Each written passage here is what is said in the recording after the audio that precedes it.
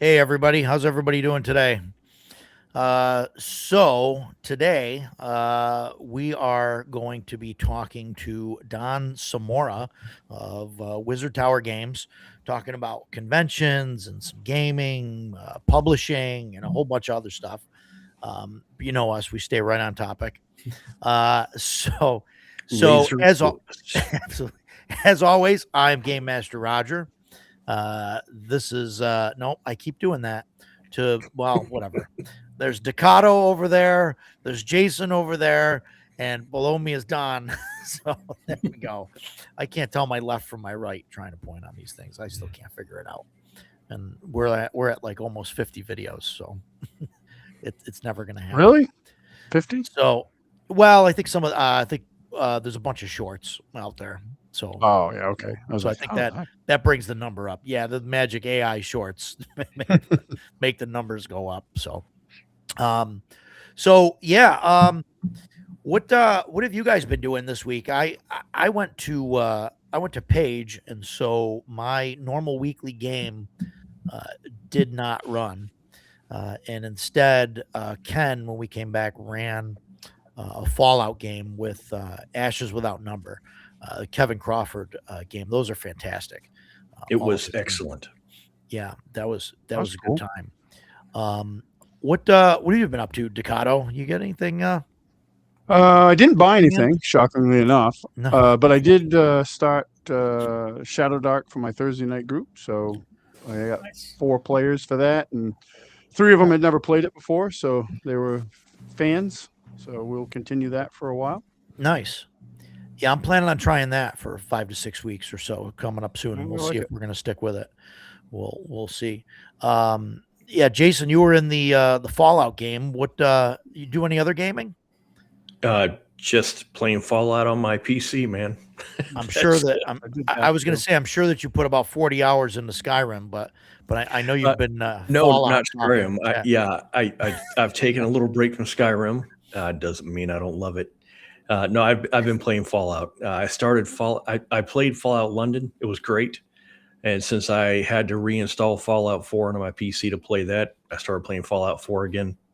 nice, Excellent. Um, Whenever I kick on my Xbox, I play Fallout 3. So yeah, just surrounded by Fallout, man. That's been my week. nice. Yeah, it's excellent. Don, what about you, Don? You do any gaming this week or Nope, no gaming, just all layout and prepping games. just grinding the work, huh? Yeah, That's yeah, that's how it is, right? yeah, sadly. um, I bought a ton of stuff at Page. I mean, because I have a problem with vendor booths, and I start talking to them, and then I'm like, oh, this is cool, and I let them talk me into things that I shouldn't. So just a couple things that I wanted to show. I got this picked up this Realms of Elgrun, which is a science fantasy RPG. It really didn't look that interesting to me until he said that it was based on Legend of Zelda. And he's got this module that goes with it that's Wrath of the Blood Moon. And it runs like Majora's Mask, Hmm. where there's like a 3-day time limit and it keeps like resetting the time loop. And you're trying to do different things going through it. I don't know how that would work as a tabletop thing. It might get kind of monotonous, but I'm excited to try that out.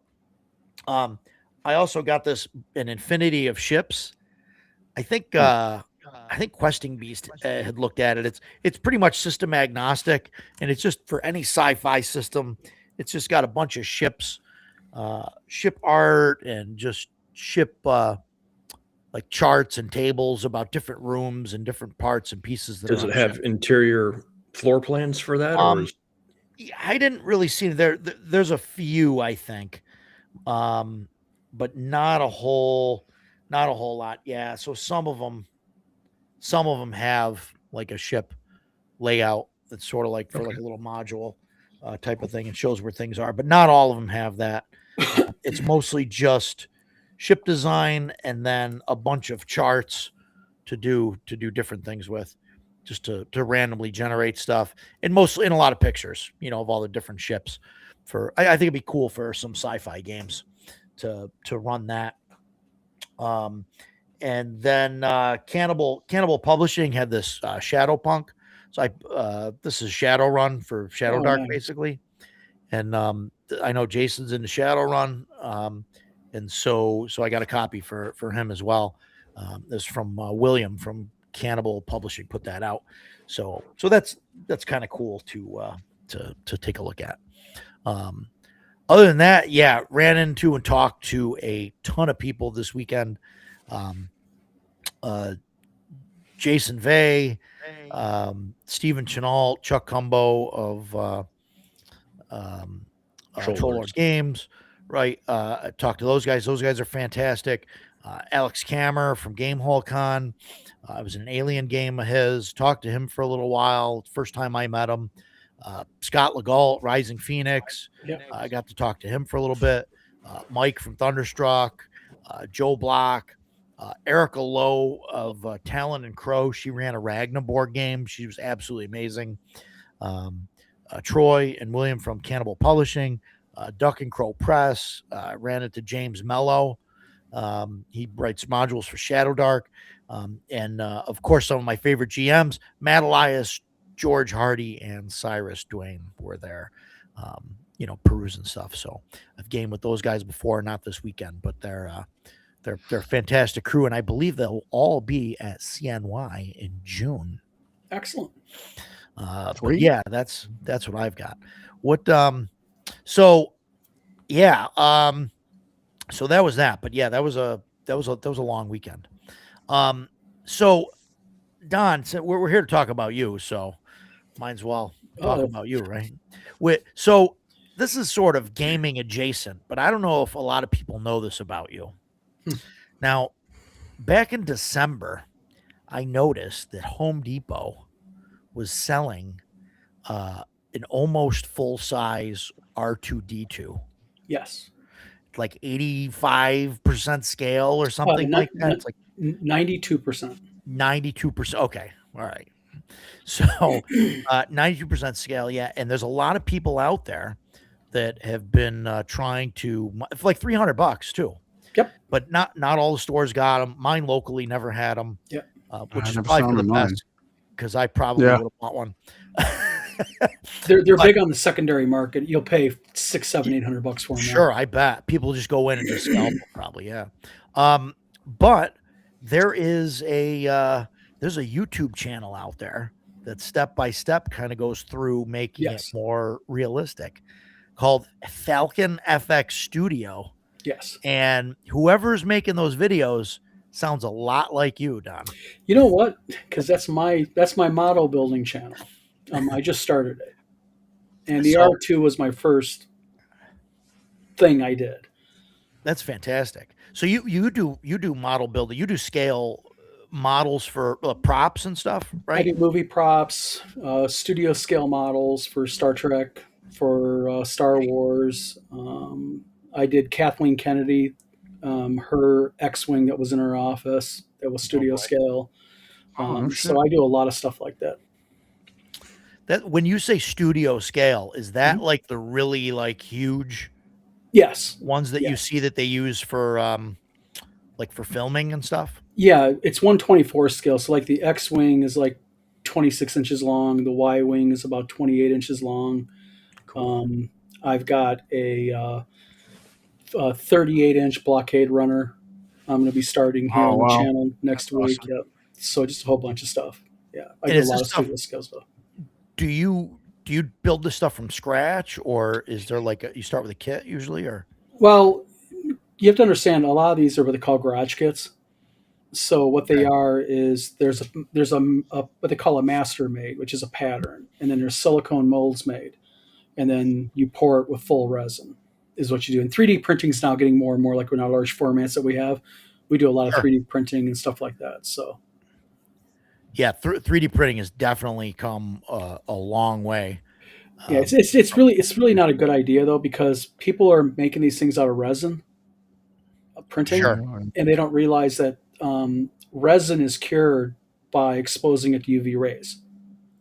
Right. So these guys are building these big kits out of resin, and they put them out, and ambient sunlight will go through the paint, That's UV, and it brittleizes. Oh, right. So guys are having models a year and a half, 2 years later, they pick them up and they're snapping wings off and stuff and getting frustrated. It's like that's why you don't do it like that. Right.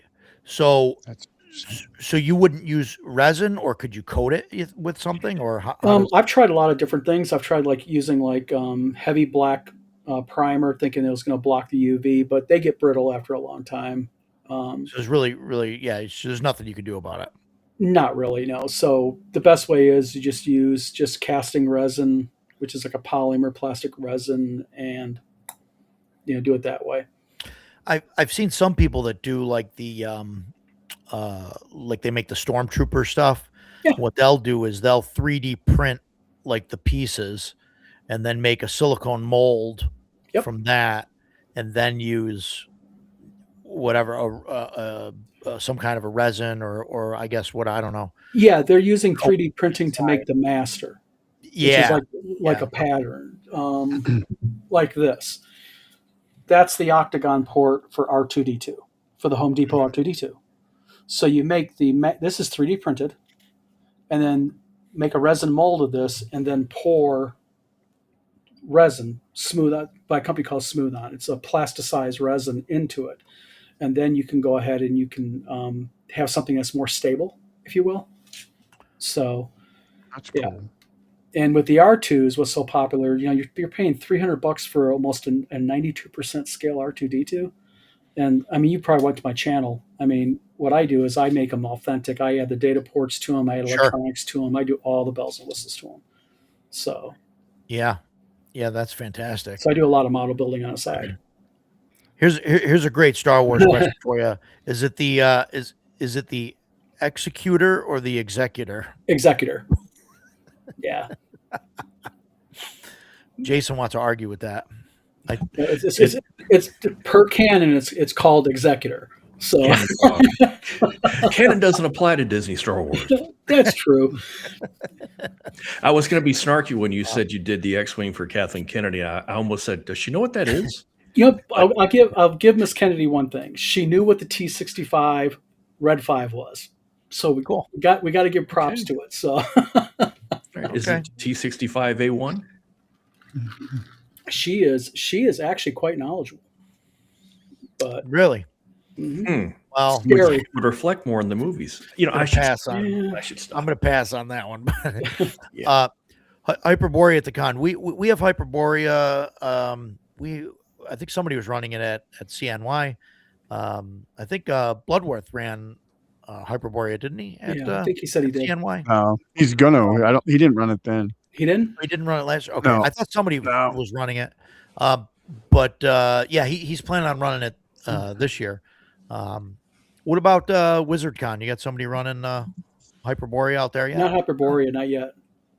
Nope, we've got people signed up for Shadow Dark, OD&D, 5e. We got bunch of top secret stuff happening and such. Yeah. So. Is Merle coming? Yep. Cool. Merle's wife. Cool. He I'm was not walking sure. around. It sounds like you should go to WizardCon and run Hyperborea.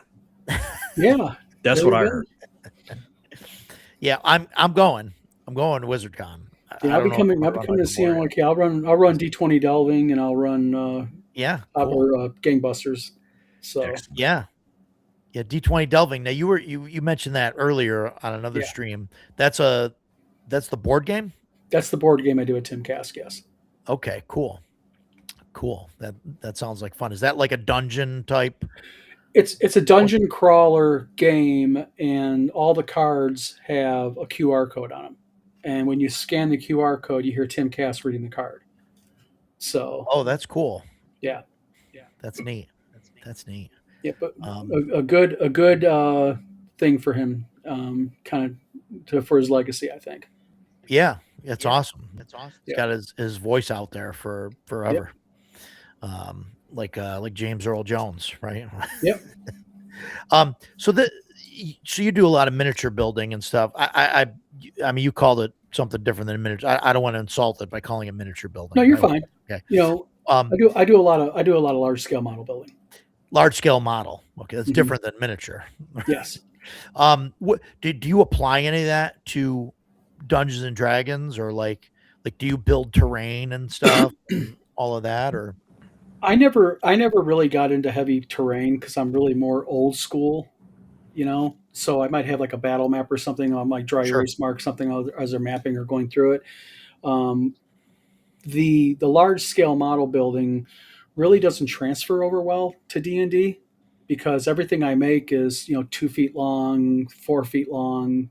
You know, I got to do a Millennium Falcon out there. It's in my workshop. That's almost 4 foot long. So just the big stuff is all it is. So, yeah, but yeah, I the detail helps sure, sure, because collectors are picky. No yeah, I doubt. bet. Oh, Did- Star Wars and Star Trek collectors are absolutely the most anally retentive, I picky bet. people. I mean, right down to the mark on the wing, the little blast mark or dots. Yeah. And Star Trek is worse than Star Wars. Yeah. Do you ever risk Games Workshop wrath? Yeah. The funny thing is, there's just not a market for minis. We thought about getting into it with Wizard Tower Games, and we kind of threw it out there a few years ago and just had no interest in it because so many people do them.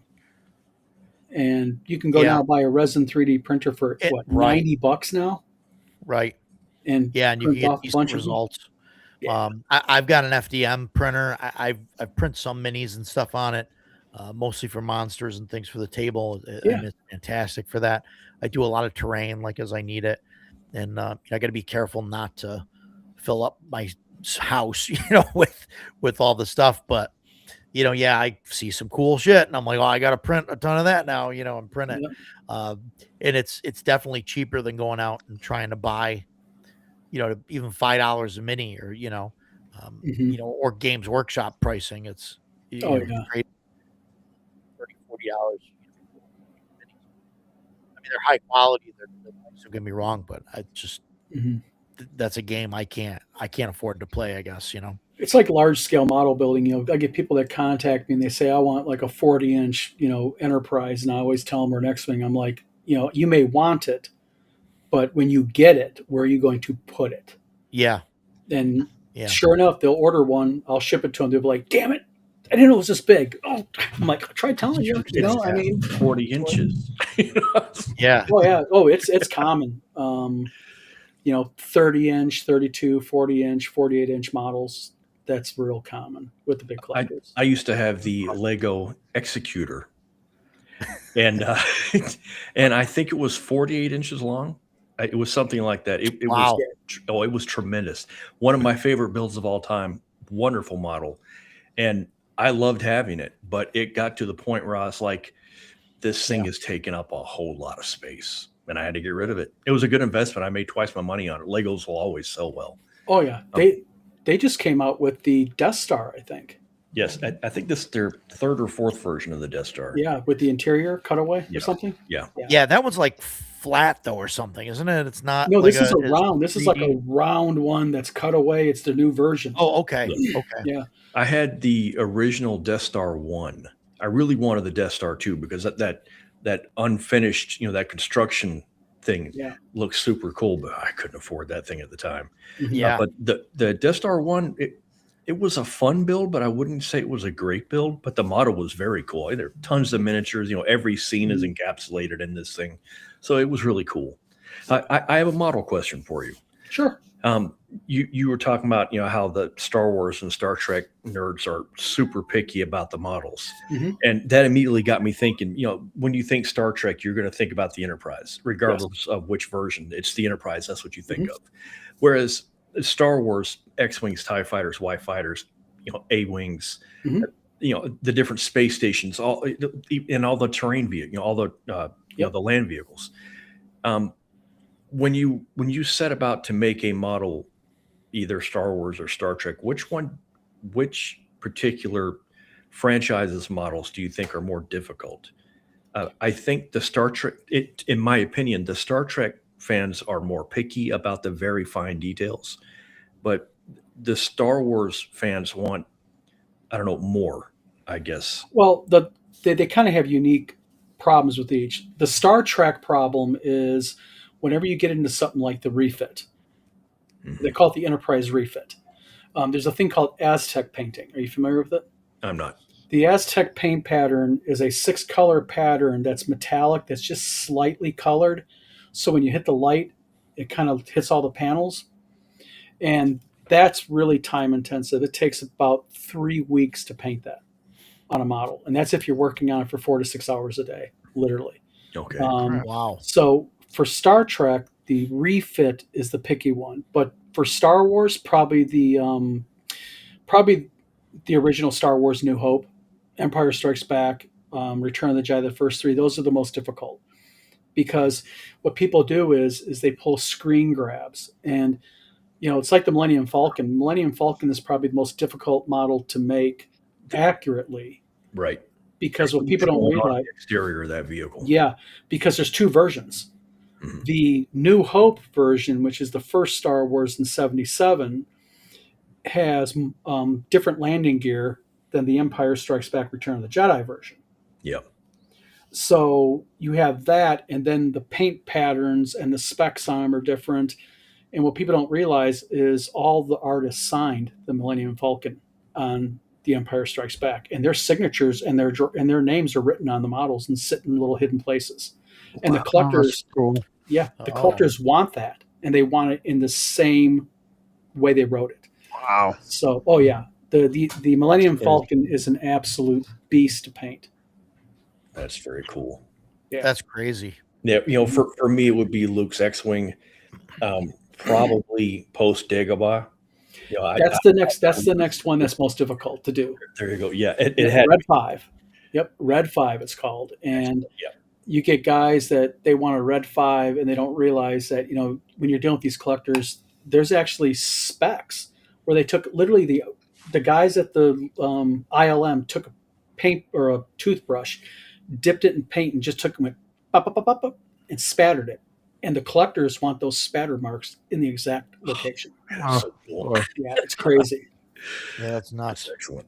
Yeah. So now, so what do you do in that case? You take like a single horsehair, and you're just like, You literally take a 0032 brush, yeah, dip it, and dab.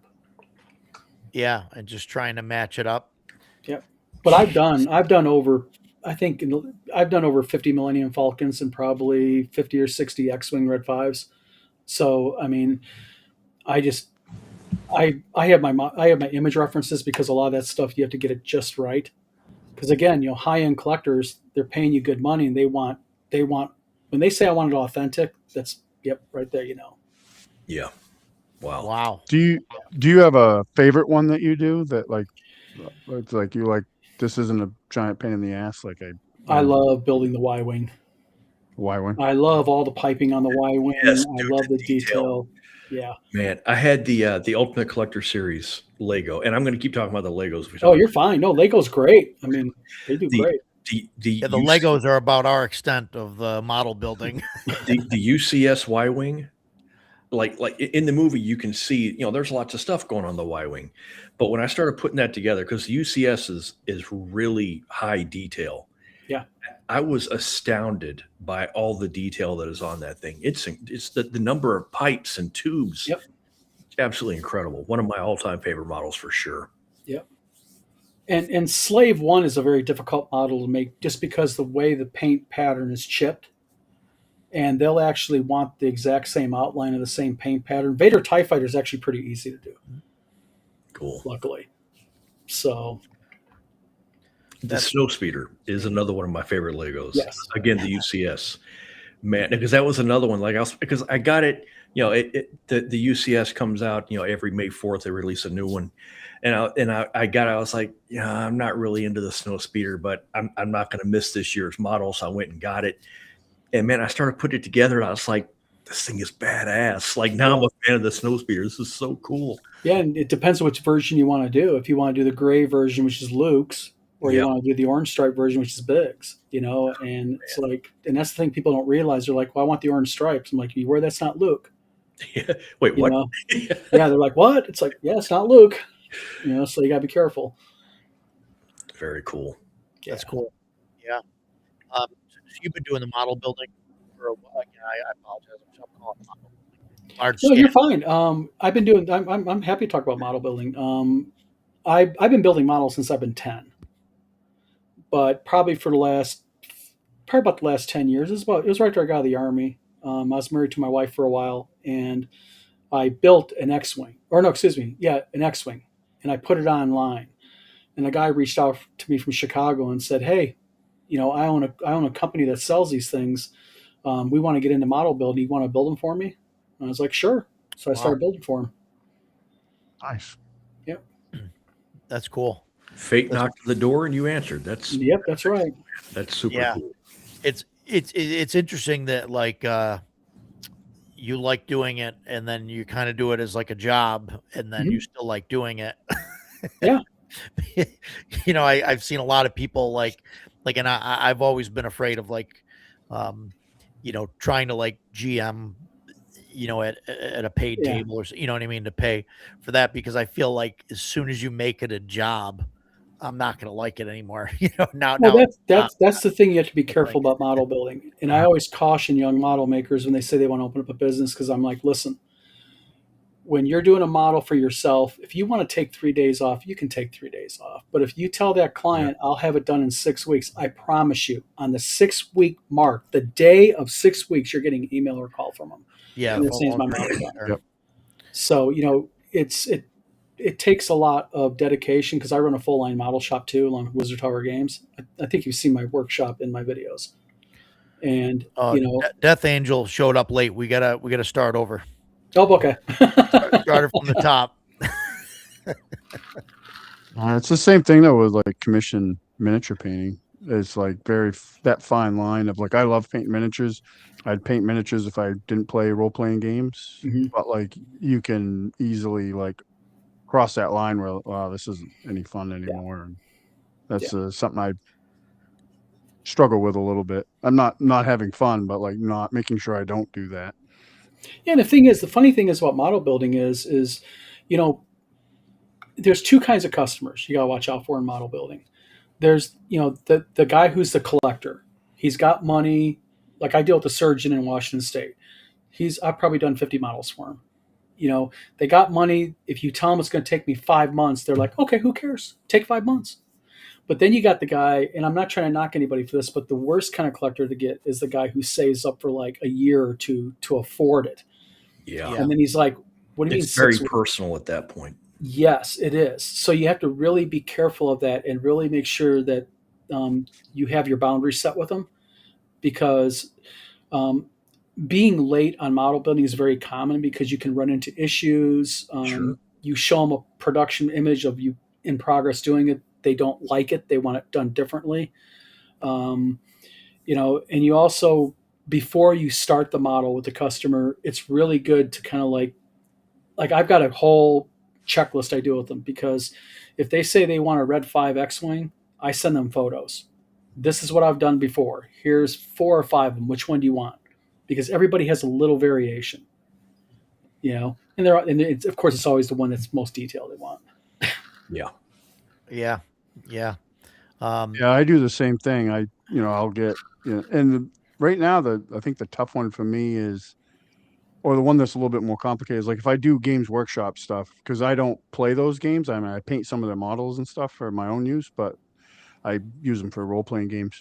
But like the Space Marines and stuff, there's so many different factions, and then there's so many, you get those kits, and there's so many different ways to build them. Like, there's a lot of back and forth between myself and the client. Like, what do you want here? Like, what weapon does this guy have? What, all the armor the way it is. They're neat, and the lore is really cool. I mean, my first real big commission was an army of Dark Angels. So I was pretty much sick of painting Dark Angels by the end of it, but it was cool to learn about all the Dark Angel stuff and that faction of Space Marines. But Yeah, and the other aspect of big scale model building is you have clients that want them not lit, and then you want clients who want them lit. Like the blockade runner I'm getting ready to do for a lady. She's an attorney in Ann Arbor, not far from me. It's a 38-inch blockade runner model, and she wants it totally lit up for her husband. Engines, the main cockpit area. And then I got a Battlestar Galactica, a 42-inch one. I got to start for her and her husband. and she wants that lit up, and that's all kind of LED fiber optic lighting effects for the landing bays, engines, and all that. So it can get complicated. New or old Battlestar Galactica? The only good one, the original.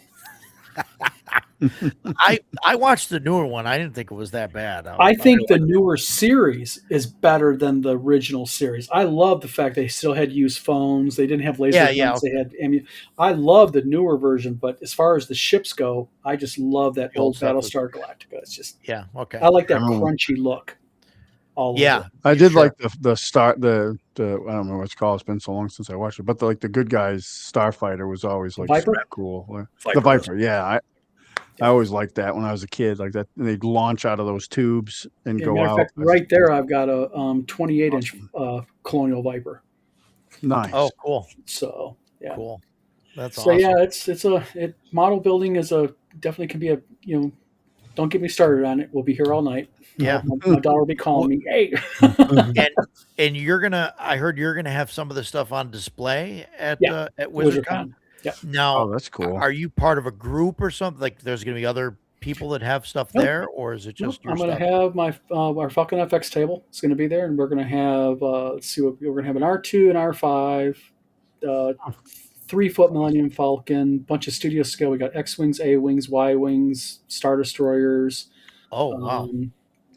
The 42-inch Battlestar Galactica. She's going to loan me to put there.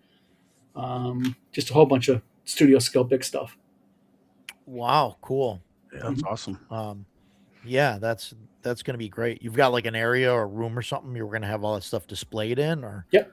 We're going to have it back in the back corner when you walk in the game room in the back far corner. Little museum area there. That'll be cool. It's gonna be a lot of fun. Check that stuff out. Yeah, that's awesome. This guy, he keeps going on about Babylon 5 every video. It's like the Kmart Star Trek, I think. I don't know. I Kmart Deep Space Nine, I think that's what The funny thing is, Babylon 5 is not a popular model series to build. Because it wasn't a popular series. Oh, because it wasn't popular. Death Angel was the only one that watched. Shots fired. I'm all quiet on that. No, I because Death Angel he's been on top of it, like with me saying it's good, you should check it out. Like, so I'm gonna go back and we'll watch like the first couple episodes and see how it goes. And it'll probably be terrible, but ouch. It's nothing personal, man. I promise. Nothing personal, just your taste, I mean, it's awful. No, it's okay. So you run a publishing company as well, right? Wizard Tower Games. Yep. And we've kind of talked about publishing and stuff before on the channel every now and again. And it's kind of come up in conversation that, I think the infrastructure is here for printing books, and printing things on paper. There's a lot of, presses and stuff here. Obviously because of, the tariff situation, or trying to get away from having stuff print overseas and all of that, whatever the reason is, right? We're trying to ramp up stuff here. But it seems like the problem isn't in books. It's in all the other stuff that is attached to our hobby. Like trying to get miniatures and dice and things like that. It seems like a lot of that stuff has to still be imported. Do you see, like, what's your take on it? Do you see yourself like getting into doing dice production and miniatures and probably not. The problem with miniatures is everybody has a 3D printer now, and everybody can print their own stuff. So really, the market for minis, in fact, I'm surprised Games Workshop is still viable, because just the mini market out there. I mean, like Takato said, he just makes his own miniatures and does them. Yeah. And that's what people do.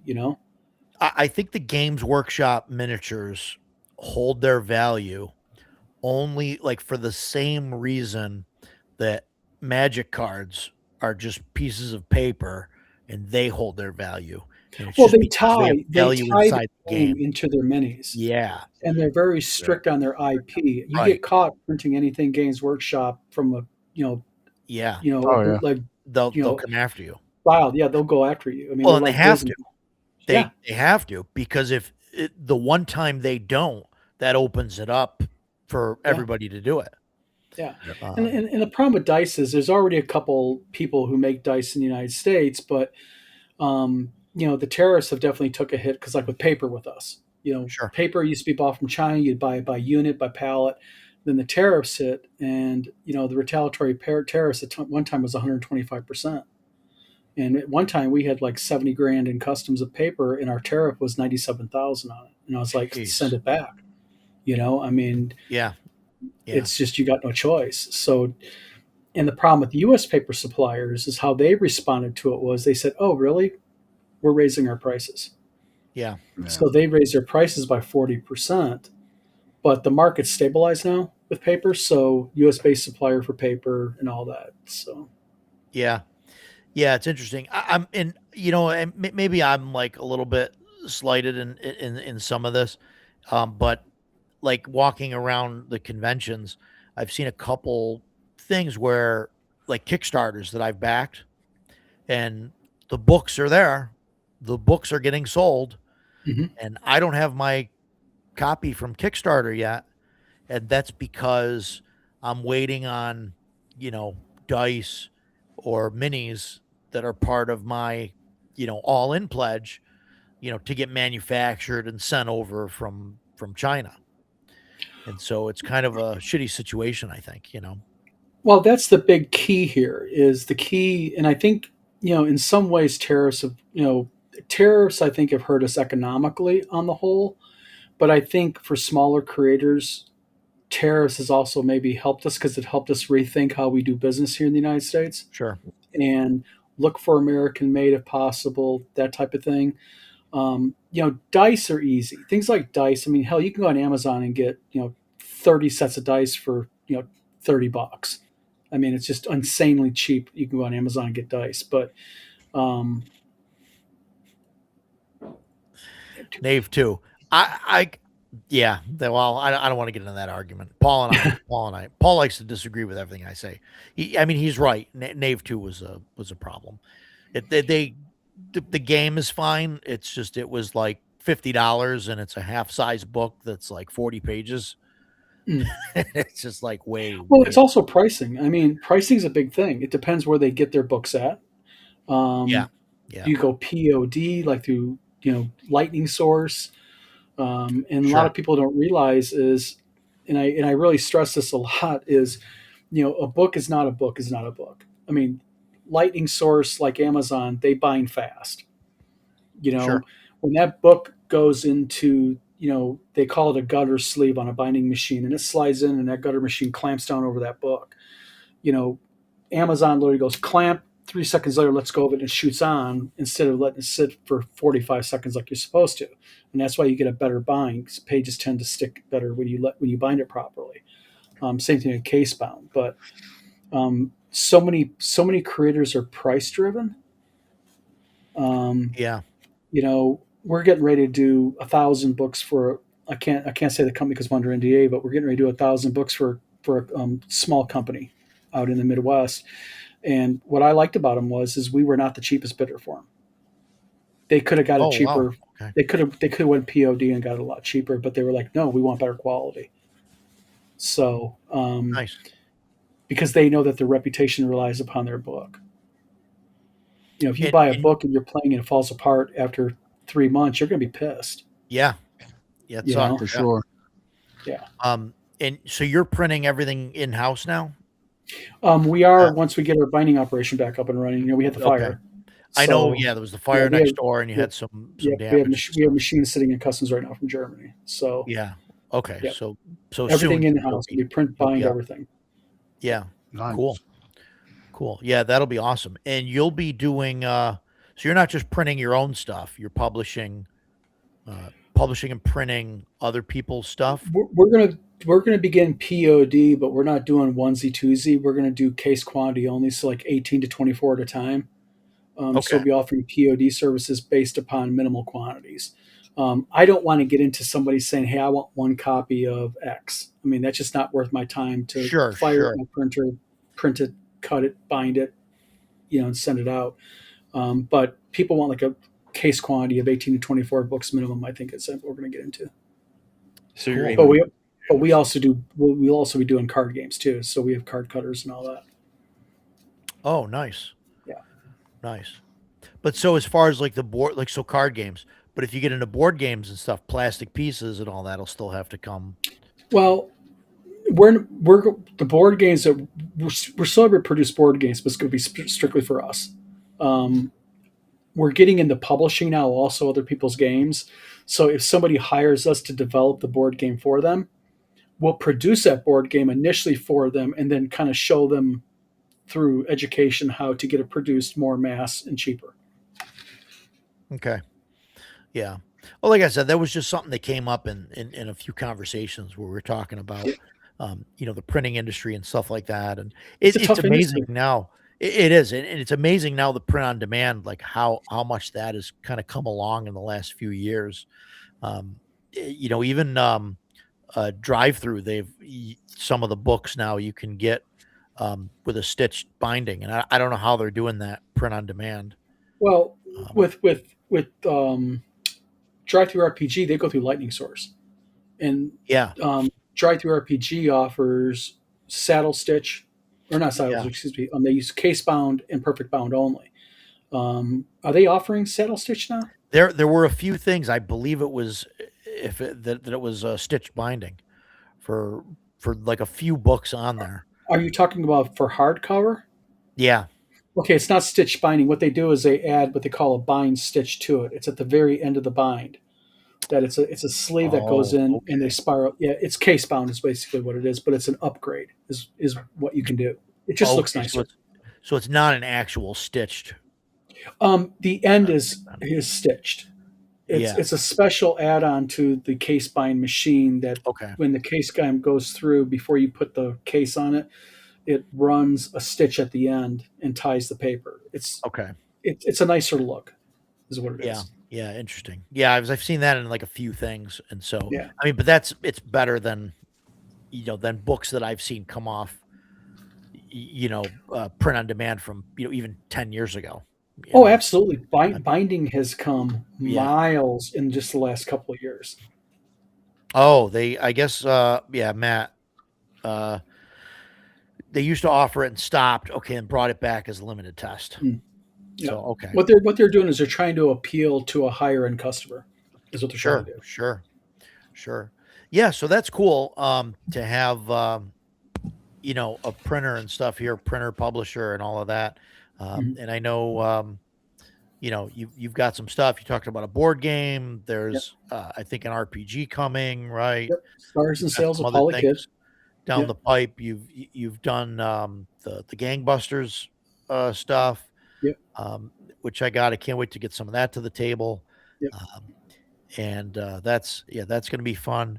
And you've got a book, right? And now are you going to be printing the novels in house, or is that Yeah. going through? Yeah. Because Glenn's book book. now is going through like Amazon. It's print on demand through Amazon. Amazon stock is what it is. Oh, Amazon stock. Okay, sorry if I'm. Yep. I don't know all this lingo. Well, all I know is I click the button and in 2 days it's on my doorstep. Two kinds of selling through Amazon. You have Amazon KDP self-publishing, and then you have Amazon stock, which you have to send them stock. You send them stock, and then they sell out of that until it's out. What's the name of the board game? D20. D20 Delving. D20 It's Delving. coming out. It's coming out later on this month. Oh, cool. So you'll be able to order it right off the website. You'll be able to order it from either our website, Barnes & Noble, or Amazon.com. Oh, cool. Yeah. Cool. That's awesome. Yeah. No, we'll have to definitely check that out. It's a big game. It's a 30-inch wide by 19-inch tall board. Oh, wow. Cool. Yeah. Cool. Yeah. Yeah. That's fun. No, I'm definitely looking forward to that. So yeah. You want to tell us about anything else you got coming down the pike, or? Oh, geez. We just got done right before Tim passed. We had just wrapped up the softcover version of Lost Adventures. That's been live for a while. We got Stars and Sales with Paulie Kidd. RP Gamer magazine's coming out the end of this month. Oh yeah, I'm excited for that. Yep. RP Yep. Gamer Magazine. That Yep. sounds like fun.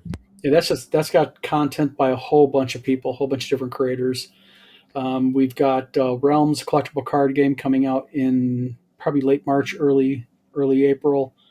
Um, we've got Snarkaberry's Adventure, another one from Paulie Kid, that's coming out in June. And then D20 Delving comes out this month, and then probably late summer we're having the expansion for it. So that's cool. And then we got Lair. Lair is a large scale mega dungeon, mega module.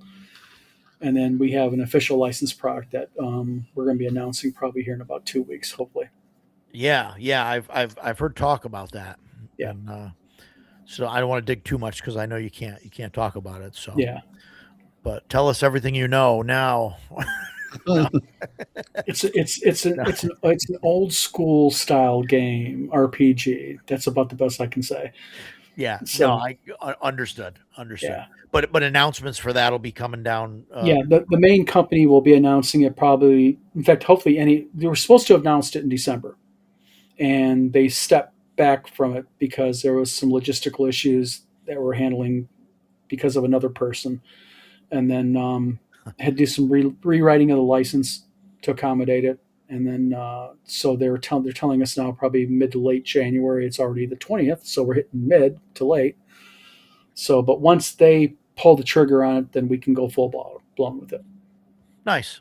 Yeah. Nice. Cool. That'll be exciting. It's gonna be a busy year. Yeah. You guys got any other publishing questions or anything like that? I don't think so. Oh, Jason, you're muted. Sorry. I kept coughing, so I muted myself and forgot to mute myself. Anyway, I did not see the Kickstarter for Gangbusters. I really want a copy. Can I get it? There was never a No Kickstarter. Kickstarter. Oh, okay. There's a pre-order on the website. Oh, sold out. Okay. Sold out in like 15 minutes, I think, too. Of course it did. Yep. So when will it be available for a regular order? Probably here within about the next week or so. Definitely by the end of January, it'll be back on the website up for sale. Cool. Roger showed me his copy, and as soon as I saw the cover, I went, "When are we playing?" Yeah, it's a fun game. Yeah, and then I started going through it, and I was like, "When are we playing this?" Yep. Excellent. Great. Well, that's the hardcover. Yep, that's the limited one. Yep. Yeah. Yeah. The hardcover, and then I got the soft cover here. Yep. Yeah. Because, of course, all I'm hearing is Edward G. Robinson in my head, the whole time. Oh, that's another thing I forgot. One thing I can announce: we actually have a license for the Peaky Blinders RPG. Okay. Oh, nice. Wow. Yeah. So we're going to be creating that. That's actually going into. It's in design right now, so it'll go into layout probably mid to late February. Okay. We'll do some play testing. We'll do 30, 40 play test sessions with it, and then we'll take those play test corrections and put them in. Is it going to be taking place in Birmingham? I mean, are you interacting with the classic Peaky Blinders? Very cool. Okay. Yep. All right. And what system is that going to use? Is that a D20 based, or is it going to be its own thing? Or? Based / D6 kind of amalgamy. The company who licensed it to us was very picky about it. They did not. They didn't want strictly BX. They did not want strictly 5e. So they said, "Well, can we take this like to Star Wars D6?" I'm like, "Well, we can apply D6 to it. We can do that." So they're like, "Yeah, we want D6." So as soon as you mentioned D6 Star Wars, Jason was excited for it. So was Staccato. Yeah. Yeah. So a mixture of stuff. We're doing a mixture of 5. We're not just an OSR company. I mean, we want to accommodate all kinds of gamers. So we're doing OSR stuff, 5e, BX based stuff. We just want to keep, a little bit of everything for a little bit of everybody. Oh, there's a business tip for you.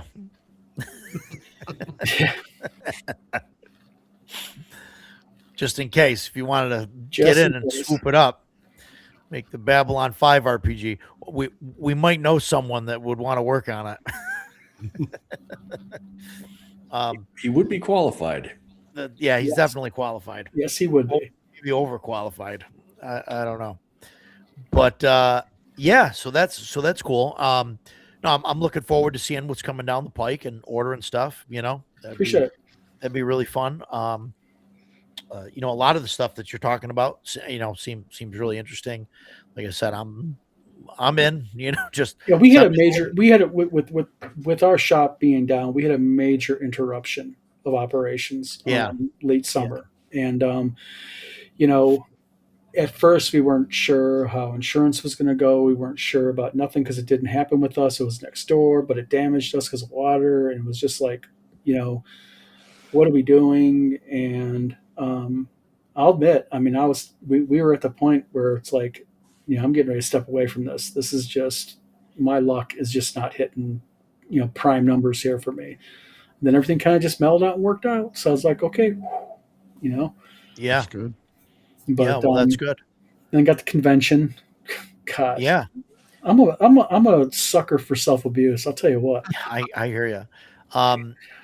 Yeah, and obviously, I want to talk about the convention. You and I think, we're both kind of in the similar Yep. situation. We're both going into our second year Year two. of convention. Um, I think I think you had a few more people than I did. For sure, we had just over 200. Yeah, we had just shy of I think we had pretty close to your amount. I think we had a Okay. total of like 250, 248, something Yeah. like that. Yeah. Yes, you definitely beat us. But I got to start pulling in people off the street and just giving them badges, and let's just get my numbers up. I think. But We had a lot of walk-ins. I was really surprised, and I was really actually Yeah. surprised that we probably would have crested 300, but we had a whole bunch of people that never showed up and picked up their badges. I had a Wow. stack of badges that thick, never picked up. We were Wow. like, I think we had maybe 10 people that didn't show up. What was that, Jason? And these were paid for already? These badges these were paid for, and they're all weekend passes. I mean, a stack of badges. I think I counted Wow. like 42. Oh, And wow. by day 2, Wow. I'm sitting there messaging people going, hey, you bought a badge, and people are like, oh, just happy to support. Couldn't make it this weekend. No problem. I'll be there next year. I'm just like, That's- thank you very much. Yeah. That's a good point to bring up too. This community has just been fantastic, and with everything, and it's not just with us, and I mean it's with each other and everything else, and it's cool hearing that people, hey, just bought a badge just to support. I'm not actually coming, but just wanted to support you.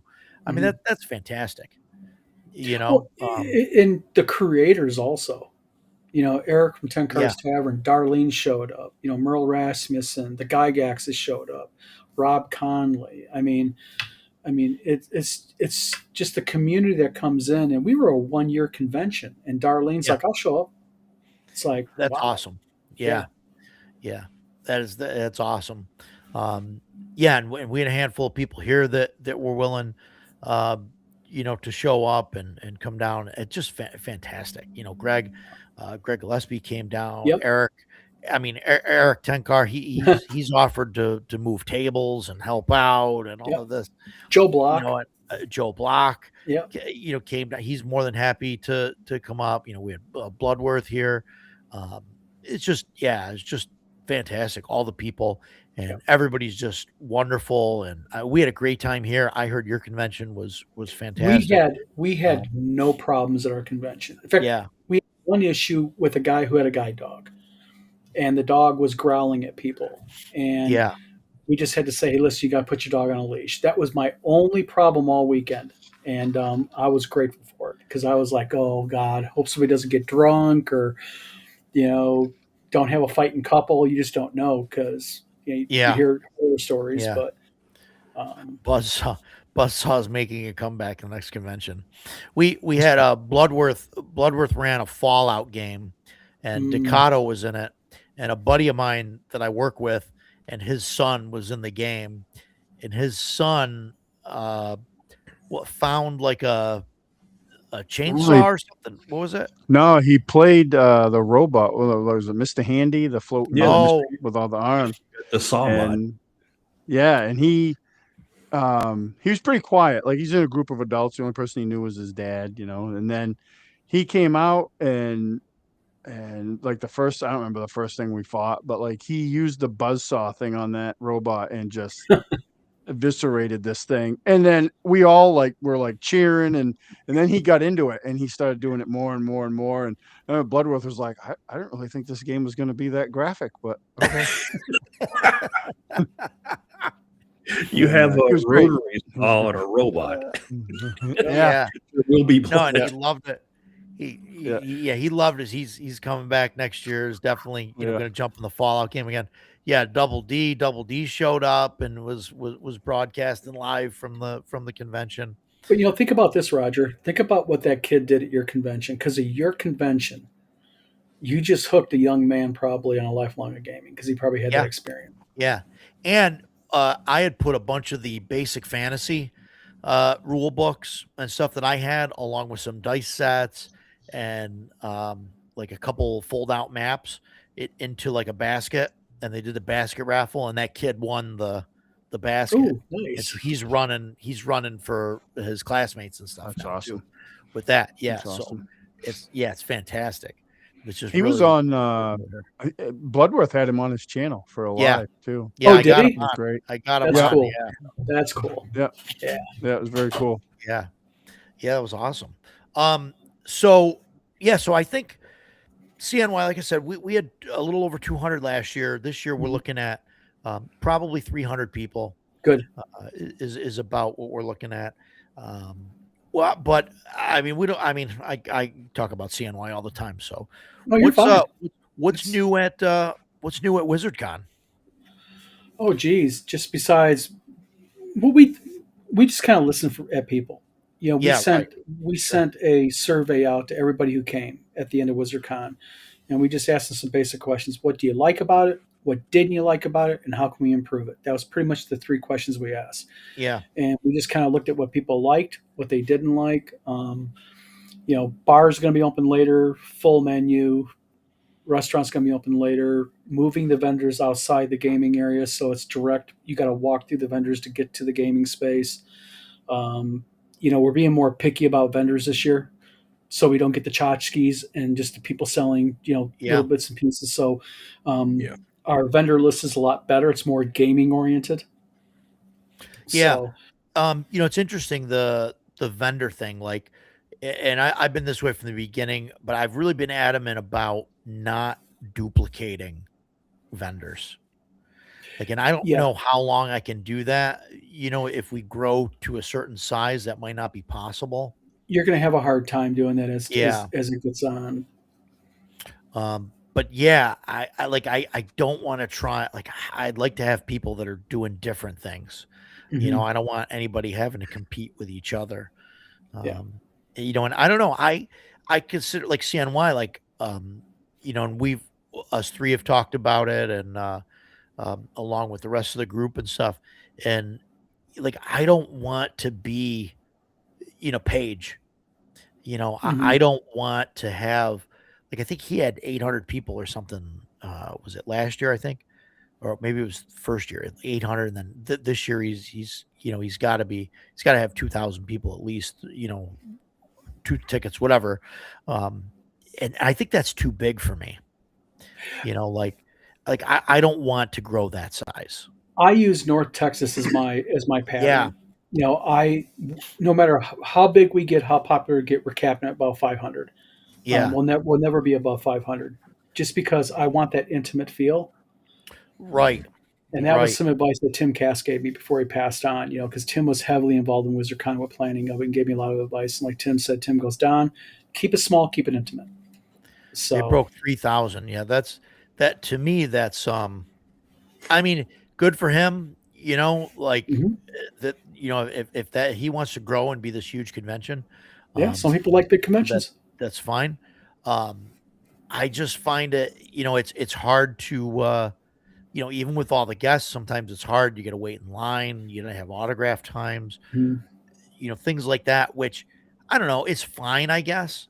But sometimes when you got to wait in line, I remember when we went to GaryCon, and everybody that I wanted to talk to or see, I mean, I saw some guests in the halls, and you're able to stop them and talk to them for a minute.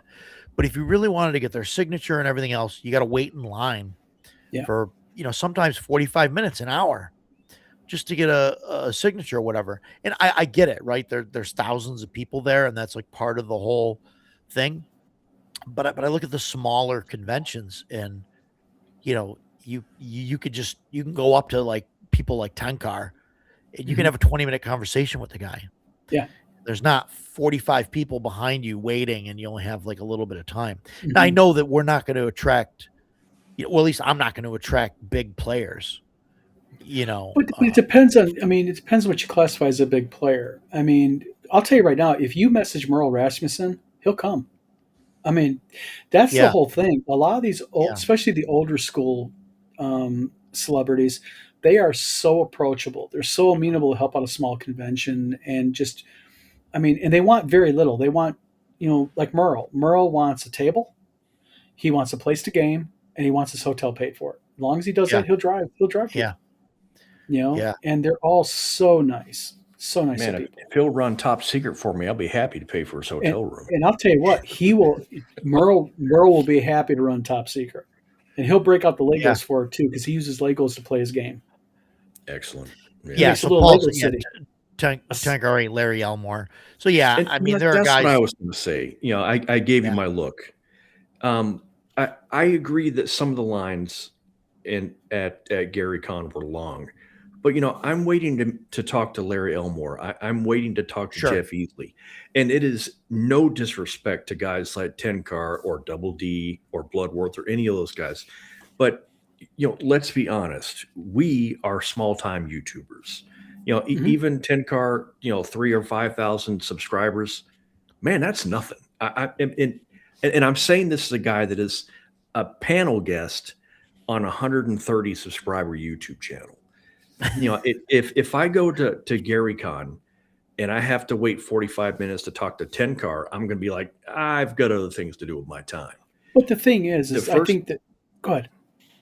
The first time I went to Gary Con and I went to see Jeff Easley, I went to Gary Con specifically to meet Jeff Easley.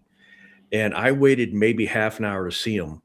And I was fortunate in that there was no one in line behind me. So I stood there talking to Jeff Easley, trying not to cry my eyes out, true story, because I was so overwhelmed at finally meeting my childhood hero.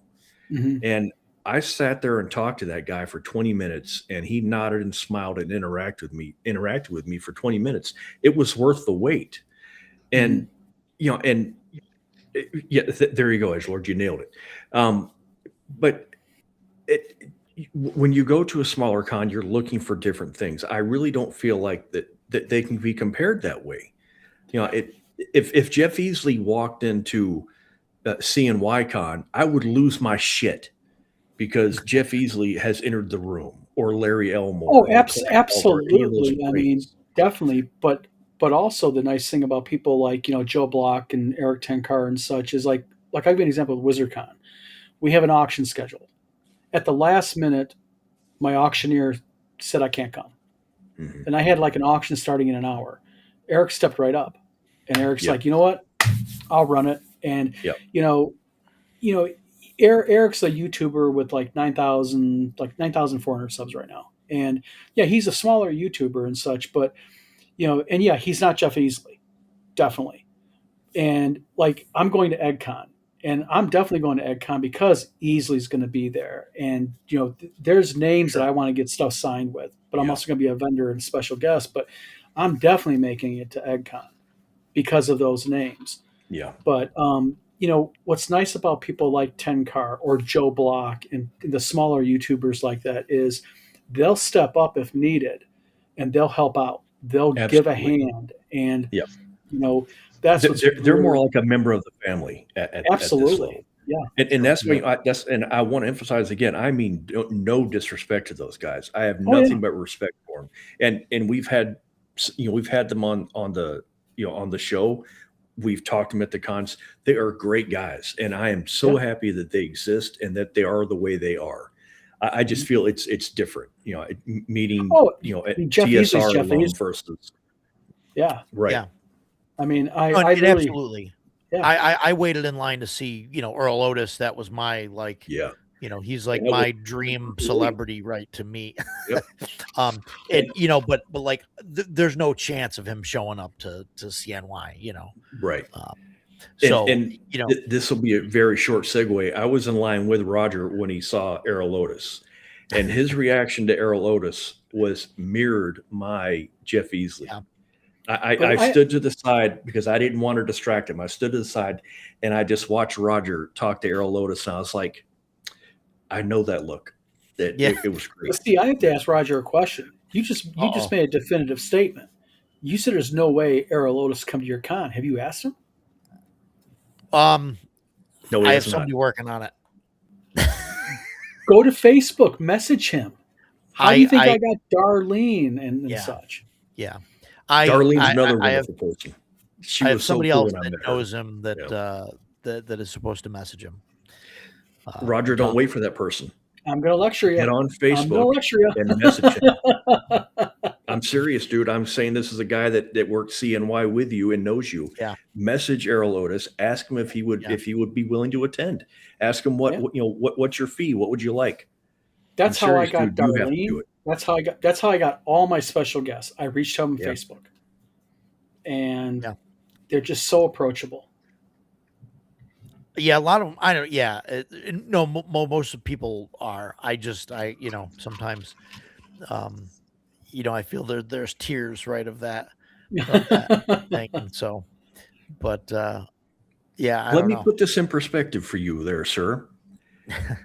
You at CNY, you were standing at the edge, you know, kind of out by the door, and I walked up to you and I looked to you and I was rocking back and forth and smiling because I was so happy with the way it was going.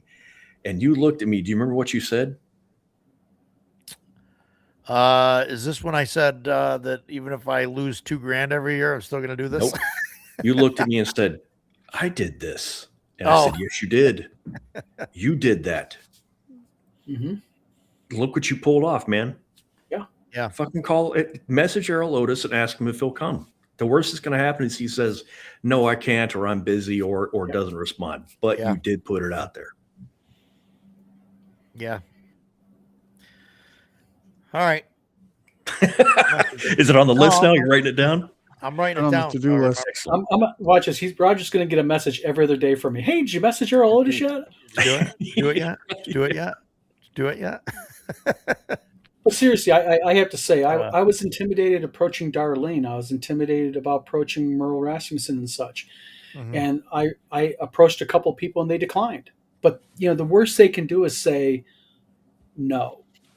Yep. You know? Okay, thanks. Yeah, thank you very much. I appreciate it. And some say I'm busy. Maybe get with me next year. You know, it's our job as I think it's our job as convention organizers to shill our convention. And part of it is to provide our convention guests the best experience they can. And if sending a Facebook message and offering a hotel and a table is going to get someone to come, that's a minimal price for the enjoyment it gives your convention or your convention goers, I think. Matt, like your pep talk, Jason. Excellent. I try to do what I can. You did very well. but it's true. I mean, I had that same thing. Awesome. You know, you look at that full room and you're just like, my convention did this. Yeah. You know? Yeah. Yeah. Yeah. And I'll reach out. I'll see if I can. I'll message him. It's just, you know, it's, you know, I don't know. He's big. Heck, I remember after the convention, it was that Sunday. Me and my wife got in the car. We sat down. And I said, I cannot believe we just did this shit. And it's like, I was just mind blown that it was over. And like, we had no problems, no unhappy people. Yeah. Everybody thanking us and shaking our hands saying, can't wait till next year. And I was just like, this is the opposite. I'm having these nightmare scenarios going, we're going to have like an empty room. People are going to be complaining. You know, it's like, I was a wreck, Don. Yeah. I was so much of a wreck that we set up. So our con was Saturday, Sunday. And I think it was Friday night. Like we did all the setup and these guys were going out, my buddies and stuff. They're going out to dinner and they're like, you should come with us. And I was like, I can't leave this room. I can't leave the building, like just in Roger, case. let me take you to dinner. do it. No, I can't go. Okay, man. Yeah, I'm gonna go eat. You have a good night. I'm like, I can't leave. I just can't. I don't feel comfortable leaving because I'm like, somebody might need me. Now, are you doing a 3-day con this time, or just solo? We're doing 3. We're gonna do Friday, Saturday, Sunday. So Friday is gonna be it's my daughter. Yeah, he was definitely a wreck. Can confirm. Yeah. Yeah, Friday, Saturday, Sunday. Friday we're doing we're gonna do one game session, and then we're gonna do a movie meet and greet Nice. kind of thing. We're gonna play the OG Conan the Barbarian. Nice. And we're gonna have the lights off on that half of the room, where the projector is, and then the other side of the room we'll leave the lights on so people can hang out and talk and just chat with everybody and just have a good time hanging out. And we're gonna have a popcorn machine and gonna hand out popcorn for free. Why not? You got a popcorn machine. And we're gonna do that. I don't want to charge anybody $5 a bag for popcorn. I want to just here it is. And that was something that that was big for me. And I'm pretty sure yours is the same way. But like I never wanted people to feel like they had to pay to play or like pay. Oh, besides absolutely. get the badge, you buy your badge and everything. Everything's free. I actually lost a couple people wanted their refunds on their tickets because they signed up to be DMs, and they said I charge $25 a person. I'm like, no, you don't. Not at my convention. $25 to sit down at the guy's table. One guy wanted $25 a head to play, and that was one guy. Then we had a vendor who wanted to run Magic tournaments, and I said, "Well, hold on, we mean Magic tournaments." He's like, "Well, we charge $35," and I said, "No." And he was the one who brought the guide dog. That was the only negative experience that we had. And at the end, he says, "I'm not coming back next year because you wouldn't let me charge." And I'm like, "Peace." Yeah. So, I this could be like a whole hour-long discussion here, but I understand that some people need medical, dogs that can detect when you're like low blood sugar or whatever, or for, they're partially blind to like get you walking around and stuff. And I even seen some of this at the convention this weekend, and I've seen it at other conventions. I've seen it at other gatherings out in public. People have like a Chihuahua that they're carrying around, and it's not it's got the service, it's got the vest, and it says service animal on the thing. And now here in New York, you can't ask. You can only ask what it can do. You can't ask for its paperwork or anything. See, in Michigan, we can ask to see their certification. Yeah. Yep. In New York, that's unlawful. You can only ask what the dog can do. That's it. You can't ask if it's, for its certification. Scott Mulder, that's right. And by the way, that guy right there, Scott Mulder, was an absolute freaking rock star at my convention. He helped out with that con, and I can't talk enough about Scott. Scott was absolutely awesome at that convention. Yeah. No, that's fantastic. And I've had a lot of help too. Jason helped out, and my buddy Joe, my buddy Andrew, like they all jumped in, and like we said before, the community and people that want to get involved, everybody's fantastic. But the thing about service animals is interesting because a true service animal will stay by its owner. And, true service animal will not approach other people and sniff the person. It doesn't growl at people. Right. This guy's dog was wandering all through the convention and growling at people. The Gygaxes, they brought their little small dog. It's not a service dog. It's just a pet, but the hotel allowed it. And their dog was very well behaved, but, and I understand people need service animals. I get it through diabetics. Maybe it is an emotional support animal, but I wouldn't be wandering the convention hall if it was a service animal. Well, it's a liability for us because people are going, things growling at me at my table, and I'm like, and this was a big dog. This is like a Labrador Retriever size dog. This wasn't just a little yelper. And it's like Yeah. that thing bites somebody, then our insurance is definitely going to be, hit. Yeah, and I I had heard that you had some issues with that, and Hmm.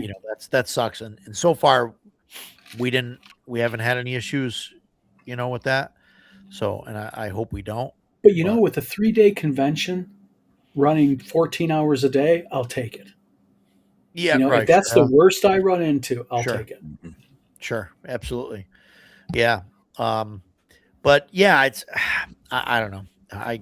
I get it, and I wish that we had more strict things, here, but whatever. Hopefully, fingers crossed, and that's that, I guess.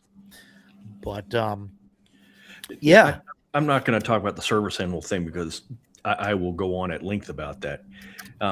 But my overall problem with that sort of thing is, in my experience, it's so often if you give a person an inch, they will take a mile, Yes. and then 10 miles, and then it's an infection that won't leave.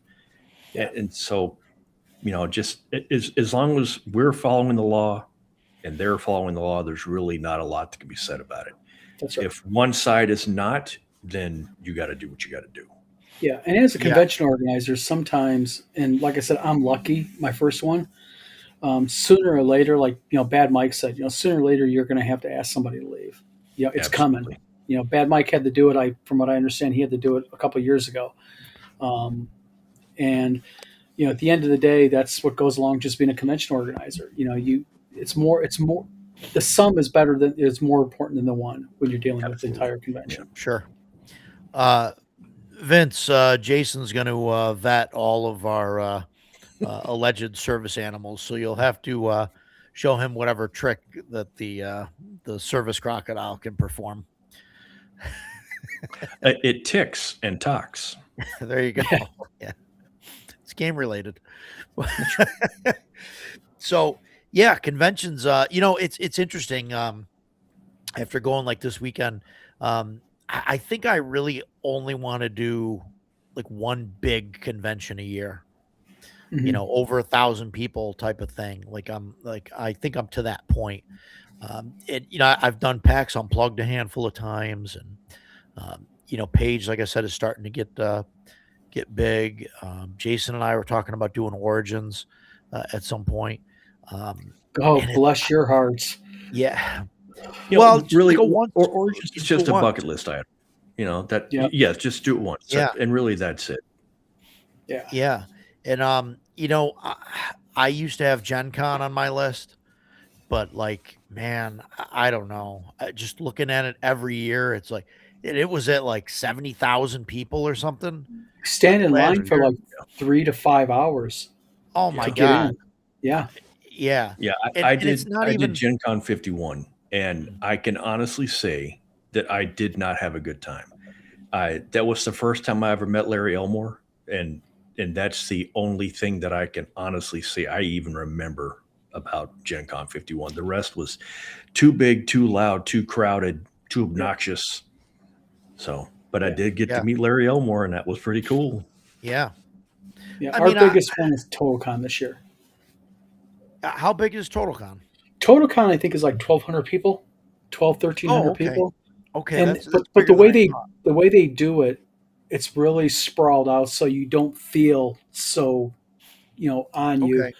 Okay, And I like TotalCon. Me and my yeah, wife enjoyed it a lot last year. So and is that the one that's in Massachusetts, yeah. Mhm. right? Okay, Yeah. yeah, and that's next month or something, isn't it? Yep, Coming that's up, next month. Yep. right? Okay, Yeah. yeah, that's cool. I didn't realize they were that big. Yeah, I think they're about 1,200 people. I may be wrong. Yeah. But they're Wow. pretty good size. Wow, yeah. John, when No, is man. WizardCon? April 24th, 25th, and 26th. Oh, Yeah, that's Jason right. can't go. That's because right. Jason's That's gonna be why. I'm Phoenix, going to be in be Wales. busy. I'm going to be in He's gonna Wales. be Oh, busy Wales, in UK? Wales. Yeah. like Wales in the UK. Yeah. Wales. in the I UK. grew up in Leeds, right outside of Leeds. No kidding. Okay, that's awesome. All right. Yeah, my I dad went worked to, for Fields. That's super cool. I Yeah. don't want to derail the show. Sorry, I'm really No. trying hard, man. But we will speak again. Yeah. That's very cool. He's He's going out. You mind if you want to tell him or what you're going No, out for? help yourself. Yeah, yeah. It's he's going out to do a Mini Cooper ride, I guess tour or whatever through. This one is not Mini Coopers. The Switzerland tour was Mini Coopers. Oh, This it's is not Land Mini Rovers. Land Nice. Rovers. This Okay. Land this one Rovers is are Land popular in Rovers. the UK. Yep. But part of what I'm doing is a 1-day rally drivers course, Very a cool. professional, Oh, that's a right. Yeah. professional rally course. I My am my so freaking friend Adam excited about Halford this. would get along with you. Awesome. I love to drive fast. That's why I have a Mini Cooper, so I can tear up corners. So when I signed up for the Wales course, and that the guy that's running it is from Wales, and he and I hit it off really well. He was like, Jason, I've seen the way you drive. We offer a rally course. And I was like, Yeah. where do I sign up? So yeah, I'm super excited about that. It's gonna be so awesome. Wales is beautiful also. Yeah. Yeah. It looks incredible. So Yeah, it is. It super really, excited. really is. It's everything in the pictures. Excellent. Cool. Yeah. I'm hoping that we go to that town that has the longest word in it's like the longest word in the not really English language Oh that yeah. no one can pronounce. It's like 30 consonants Except all in a for row. that. Yeah. Except for that one weatherman. Yes. So Is that I one would weather- like to get a photo of that sign. I think that'd be The cool. sign. That'd be cool. Okay. Yeah. End of my Wales trip. We No, can it's cool. talk about it later. We No, only it's- have it's Don cool. for another half an hour, so we Um, really got to keep it tight. No problem. Yeah. Gen Con 73,000 last year. Getting it is no issue as Crazy. long as you have them mail your badge. So, and then Paul even says never do will call. That was one thing that killed me about PAX Unplugged is since COVID, they stopped mailing you the badges. It used to be mandatory. They used to pay like an extra $20 to mail the badges. And then they made it so that you have to go to will call to pick up the badges. Now, the last year we went, which was 2 years ago, I think we went on like they had like hours on like Wednesday night or something, and we went at like 7 o'clock at night or something after we got there, and we were able to get our badges, and it was pretty easy. But then getting into the convention, I remember even waiting in line, and we kind of shortcut through half of it because You're we welcome. cut through the hotel, but still waiting in line because you got to go through the metal detectors and everything. I mean, we probably waited in line 45 minutes. Yep. I mean, maybe it was longer than that. I know we just hung out and talked the whole time, but that's a pain in the ass. And then there's, you're in line and there's 20,000 people at the same time that are all funneling into the vendor hall trying to like go. So we end up going, to the far end, instead of going right there because you can't look at anything and then try and make your way back. But I mean, I go to those conventions to like look at all the vendor stuff and buy things. I go to smaller conventions like, CNY or, WizardCon, things like that to actually game, to game and Yeah, have I fun. heard at Gen Con last year, it was literally in the vendor areas. It was elbow, shoulder to shoulder, and you were literally being pushed along. You couldn't stop Yeah. really too much. Yeah. And I wouldn't enjoy that. And that's No. terrible. I don't want to do that. That doesn't sound like any fun for, 3 days.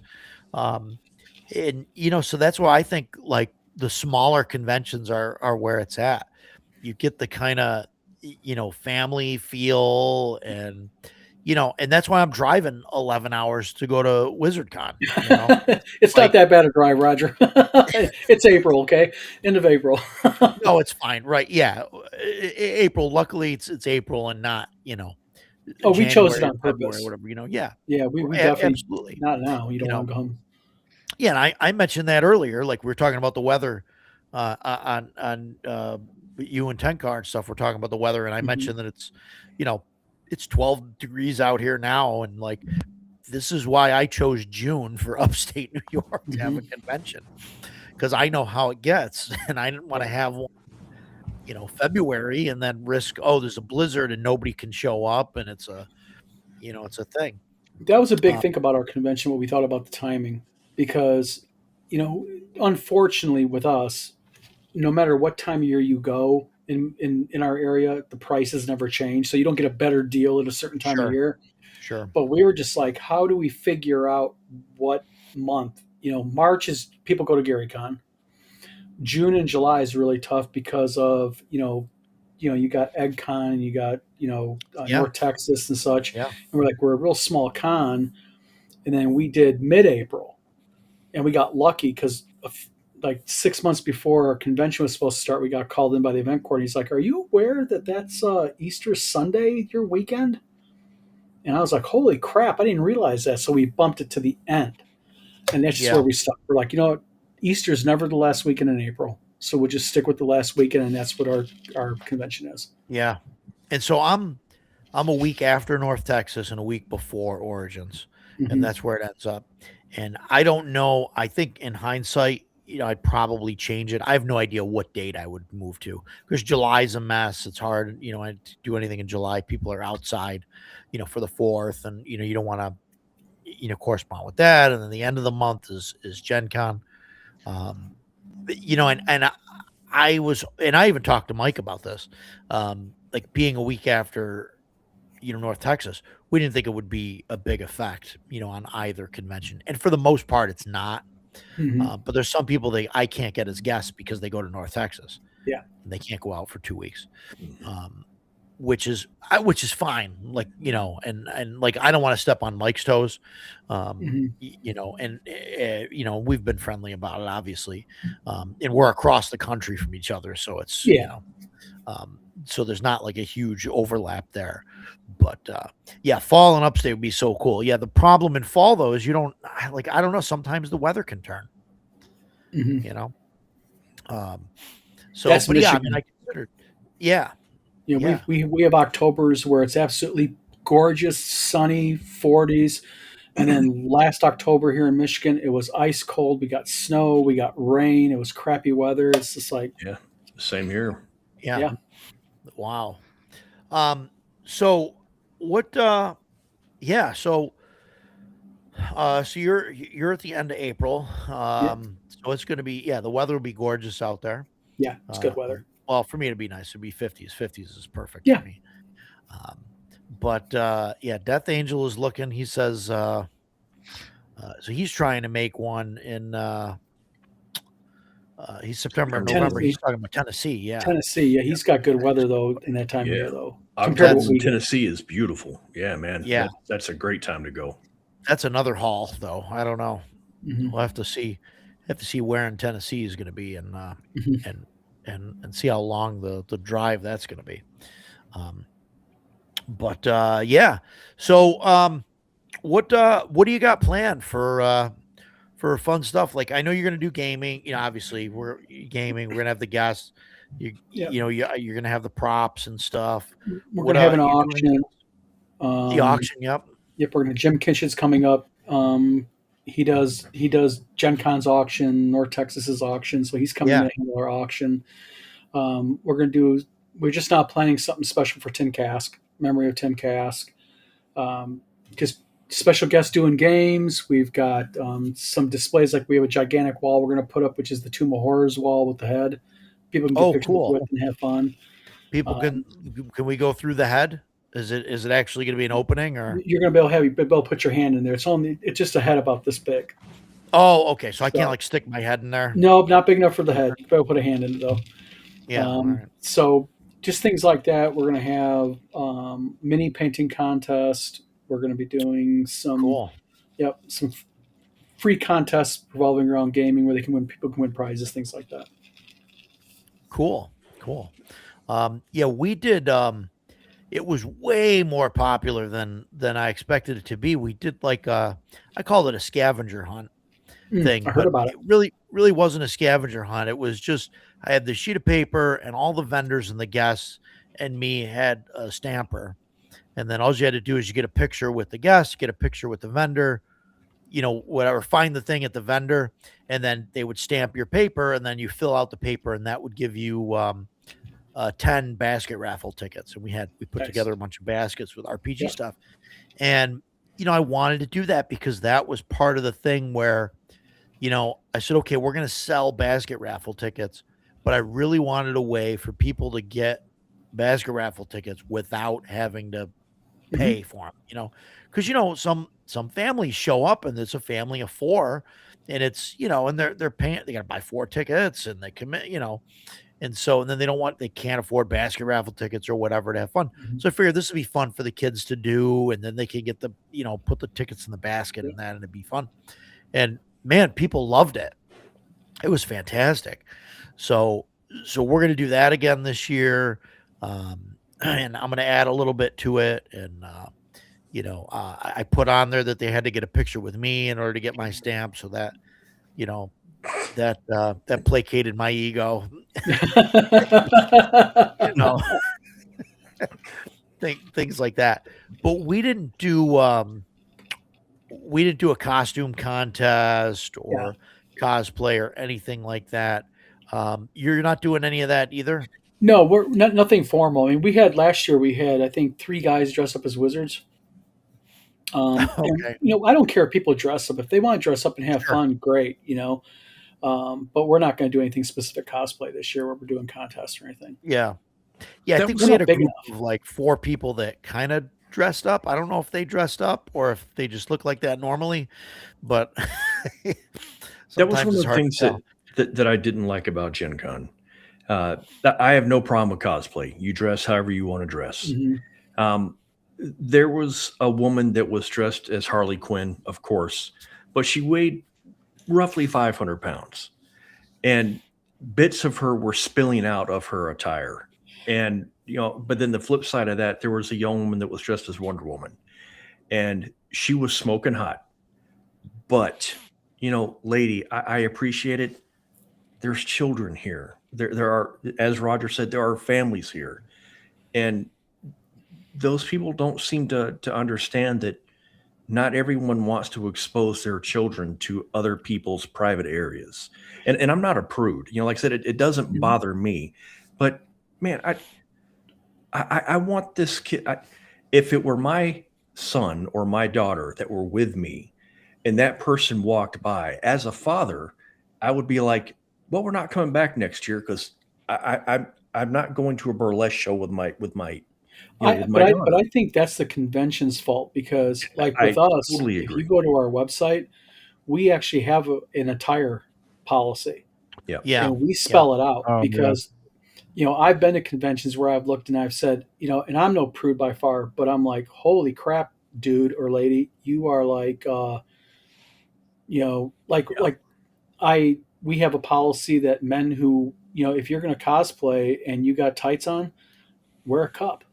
That's I don't I need to mean, see your twig in 2 bits, dude. I'm not interested. that's right. And it's the Yep. same thing with women. I mean, I'm no prude Yep. by far. I have a wife, I have 4 daughters, but on the same token, we're a family event. And, Right. I want people to be able to come, bring their kids, feel comfortable bringing their children. It's a game convention, guys. We're not doing, Yeah. burlesque contest here. Yep. And if that Yeah. turns somebody off and they say, I'm not coming to your convention, well, I guess you're not coming to my convention. I mean, maybe we're just not fit for you. Yeah. Yeah, I'm with Paul on this one. Nothing like that pancake batter pouring out of the top of a corset. Yeah. Now, the woman playing Wonder Woman, aside from the fact that she was very attractive, I will say this: her outfit was amazing. I asked her about it. It was handmade, absolutely incredible. So, props to you for putting that kind of effort into it. But just you're not alone out here. Yeah. Anyway, I probably said too much. Doesn't No, matter. you're not. You're actually making a really good point with small conventions and even large conventions, because, yeah, exactly. I want to see it, Matt. I want to see it. Make it happen. I'll give you But- some extra socks if you need them. Yeah. But no, it's one of the things you have to deal with at the convention. That's why we have very well written policies. Mhm. That way, if Yeah. I have to enforce the policy, there's no ambiguity. Yeah. Because I Right. can just yank out, Right. I can pull the policy up on my phone and point it out right there. There you are. And like I said, I know sooner or later I'm gonna have to address something. I just hope it's a couple of years down the road, where we, can get Yeah. because I want people to have a good time. I don't have a dress code yet, but I probably should put something on there You really that should. if somebody's gonna dress up or Yeah. cosplay, that And it you has are to free be to look at mine. appropriate. If you want to and- use mine as a template, knock yourself out. I Yeah. mean, if you want to change it up, copy anything that you want, modify anything you want. It's all more power to you. Because Yeah, I spelled it appreciate out. Because, like I said, I've been to Gen Con and I've been to Origins and other conventions where I've looked and went, "Oh, wow, lady," or "Wow, dude, you really are." And I think sometimes they know it. They're Absolutely. being very Yeah. conscious about Yeah. it, and it's like, come on, man. Yeah. Yeah, I don't know. So some people, I don't know. I guess it's they want the attention or something, or that that's what they're. Sure. Well, the thing about it, Roger, is this: is if they want the attention, you got a good dress policy, you can give it to them. Not in the way they want, but you just say, Yeah. "Hey, listen," Yeah, right. Yeah. So that's that's going to be a good time. Like I said, I'm driving out. I'm dreading the 11-hour drive. The wife is going to drive some of it. She likes driving, so it's not going to be that bad. It's not terrible. I just usually at like 5-6 hours, that's where I like hit my limit. Mm. So, I'll be miserable for a few hours, but See, long drives don't bug me. Matter of fact, last January, me and my wife drove out a full-size Han Solo and Carbonite out to Connecticut. Awesome. wow. Dropped Oh, it off, wow. That's awesome. then swung around and stopped at Eric 10 Cars, hung out with him and his wife, had dinner for the day, and drove back. I don't mind driving at all. Full size Han and Carbonite. Wow. Mhm. That's something that you built. Yeah, I make a lot of them. Wow. And you have a mold or something for that, or No, I have a supplier for the fiberglass Han Solos. And Oh, then there's companies that make the pattern kits. They're all CNC cut out, and we just assemble them. Put the lights in them, put all the panels on them, all the little greebles and lights and carbonite That's and all awesome. wow. I feel like I want to make a frozen and Carbonite Roger to put on display at the convention. I think that'd be cool on the door. If you were like this, I Yeah. would stick a hot dog in your mouth. Mm. I mean, that would happen at the con. Every time you walk by, there would be something else stuffed in Carbonite Roger's mouth. Yeah, but that's fine though. That's fun. That's fun. Sure. Be like Adam We can have a Savage, where he contest. did a Adam Savage and Carbonite from Tested. That's right. That's right. Yeah. Oh man, no, that'd be fun. It'd be a blast. Well, Don, if you want to do a Roger and Carbonite, let me Get a know. mold of you. Get a mold of your face. Let me know.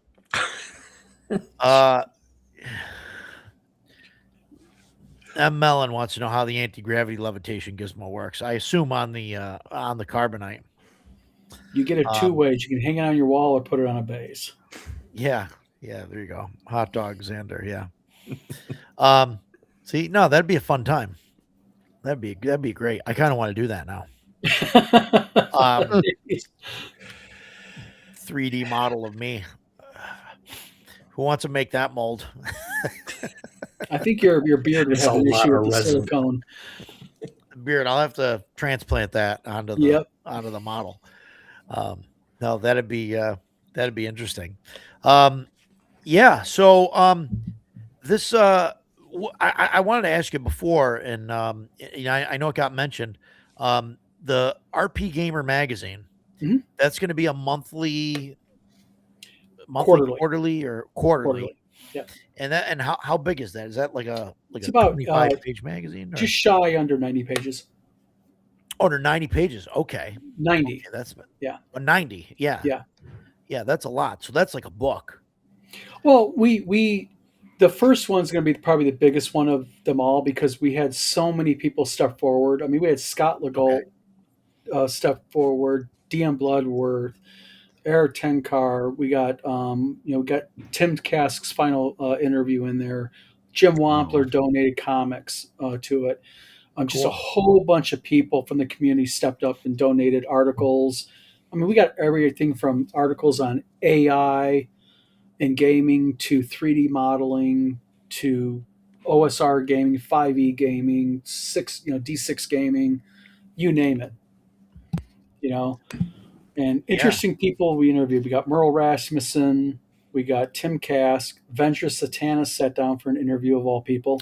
Oh, wow. Very surprising interview Avenger will be. So just a lot of really good, solid gaming content. Is this going to be a subscription thing? Do we pre-order this off the website? You're going to be able to do one of two ways. You can buy it by issue, or you can get a little bit cheaper if you do a subscription. And the subscription model is going to be you're going to get both the physical booklet, magazine, and also a PDF. Is it available on your website now? No, we're not going to do it until we're ready to ship. Oh, okay. Yep. This is the problem.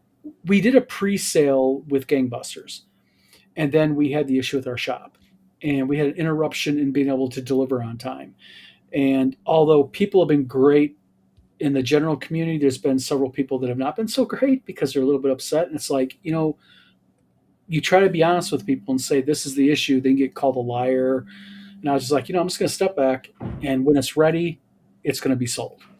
And that's going to be our format. So nice. Yeah. Yeah. Yeah. And it's interesting. I back a lot of Kickstarters. I have a problem with, Kickstarters, and, you could tell, like, when there's stuff that's out there and, you're waiting for it. Mhm. Like, I don't care if the stuff is late because, it's under development and you're making it better. Mhm. Like, I want the best possible, like, end product. Like, I mean, I get it. Like, once you get to 99%, it's like, ship the damn thing, but Mhm. like, but I understand, okay, things taking longer or whatever, and it's frustrating, but I mean, I want a good product at the end of it, and like, but I mean, sometimes you get it, it's the other way around where it's just, people are slow rolling and things like that. And I'm Well, not, well, that's just it it. happens. And also, when you do a Kickstarter, keep your people relatively informed. Mm-hmm. Well, yeah. And it's easy when you're running a Kickstarter and you're running late to forget because you're so tied up in stuff sometimes. The issue that I have was and just explain, and that's what we try to do at Gangbusters. You saw it. We try to keep people informed and updated, and Yeah. I get it. Different personalities, different people. I understand, but I have a tolerance level, and I don't mind you saying I'm upset that you're running late. But when you start using terms like thief and scammer towards me, you kind of flip Yeah. a switch in me, and you lose my customer service down, and you meet asshole down. Yeah. And some people say, well, you shouldn't be like that because you own a game company. And I'm like, no, I'm if I make a post and I say it's delayed because of A, B, and C, it's delayed because of A, B, and C. I got, one person with Gangbusters accused me of vacationing on the money. And I'm like, you don't know what the margins in gaming evidently are. Yeah. Yeah. So, but it's part of it's just part of the game, of publishing. It's personalities. Sure. Yeah, no, and I'm looking forward to see the the rest of the Gangbuster stuff, and you see Yeah. that stuff in It's print. And awesome. all that. I think it's cool stuff. Um, and Mark is running he's running games Mark's running at Gangbusters. Glenn Hallstrom's running Ghostbusters. I saw Um, that. I saw that. yeah, Is Glenn just running the charity Ghostbusters game? he's running the charity Or Gangbuster or Ghostbusters game. He's also running a bunch of public stuff. He's running. okay. All So, right. we tried to set up the charity games because we were going to be donating the money to a different aspect, but instead now we're going to be donating it to the local community college. All the proceeds from the Cool. convention and also through the special games, they're going to go to a thing for Tim Kask in Tim Kask's name, so people can Oh, get cool. kids can get Adobe certified in Photoshop and InDesign. Oh yeah. Yeah. That's Oh, right. that's cool. Yeah, you were mentioning that. Yeah. Yeah, that's really cool. Yeah. And that helps towards like an art degree or art program Well, type of thing, or InDesign offers certifications to become what they call ACE, which is Adobe because Certified InDesign Artist. you can do books and stuff, right? Yeah. So, a certification costs between 175 and 250 bucks, depending on what you take. And so what we're doing is we're working with the local community college to get kids in the graphic design program to get Adobe certified. So when they graduate, they're better able to probably look for work in the graphic design field. Yeah, I'm poor. I use GIMP and Google Docs. You know, if it works, it works. You know what I mean? True. Yeah. No, that's very cool Yeah. to do that, to get people certified and that stuff. Um, that's really fun. Yeah, I saw those games, and I'd really love to get in on them, but the I think they're a little over my budget once I factor in traveling out there and everything else. Um, but no, really cool games. I thought about getting into Glenn's Ghostbusters game. Yeah, they're really cool. They're We'll see. What's nice is you're one on one with the GM. We feed you. We have drinks and food in there for people, and it's just That's 4 or cool. 5 hours. You know, like last year we didn't. You know, we were at Tim Cask's last convention he went to, and you know he did a couple of special games like that, and people had a blast. You know, That's cool. Yeah. No, that's awesome. I really like that idea, and I kind of shied away from doing that, from doing like paid games. Um, I don't know, and I'm not saying you're in the wrong for doing it. Mhm. But it was just one of those things for me. Like, I really wanted to just have, everybody be on like the same level, Oh, I and get like it. I think so. Some of that was Jason and I going to GaryCon, and you can really see the lines of like who paid for the more expensive tickets, Mhm. because you get to game in certain rooms with certain people and things, and you can Well, really see that. doesn't Gary Con have like a $5,000 a head game in the upper suites area? Yeah, You know, yeah, we yeah, had we had a couple that showed up with Gygax jerseys on, and you could tell she was nice, but she was not pleased with WizardCon because she was a Gary Con gal, and she told me yeah, flat to my face, "This is not Gary Con." I'm like, yeah. "No shit." No shit, Well, lady. yeah, Yeah, no you're kidding. well. Thanks. Yep. But I get it. But see what we did? We did the charity games because we wanted something to do for charity. Yeah, We weren't no, and pocketing the that's money. awesome. Yeah, we Yeah, wanted to do something for the local children's hospital. So That's a good. I um, mean, that's a good reason to do them. Like yeah, just doing it to make a yeah, buck. You're doing it to like, hey, I can yeah. support And right. the hospital.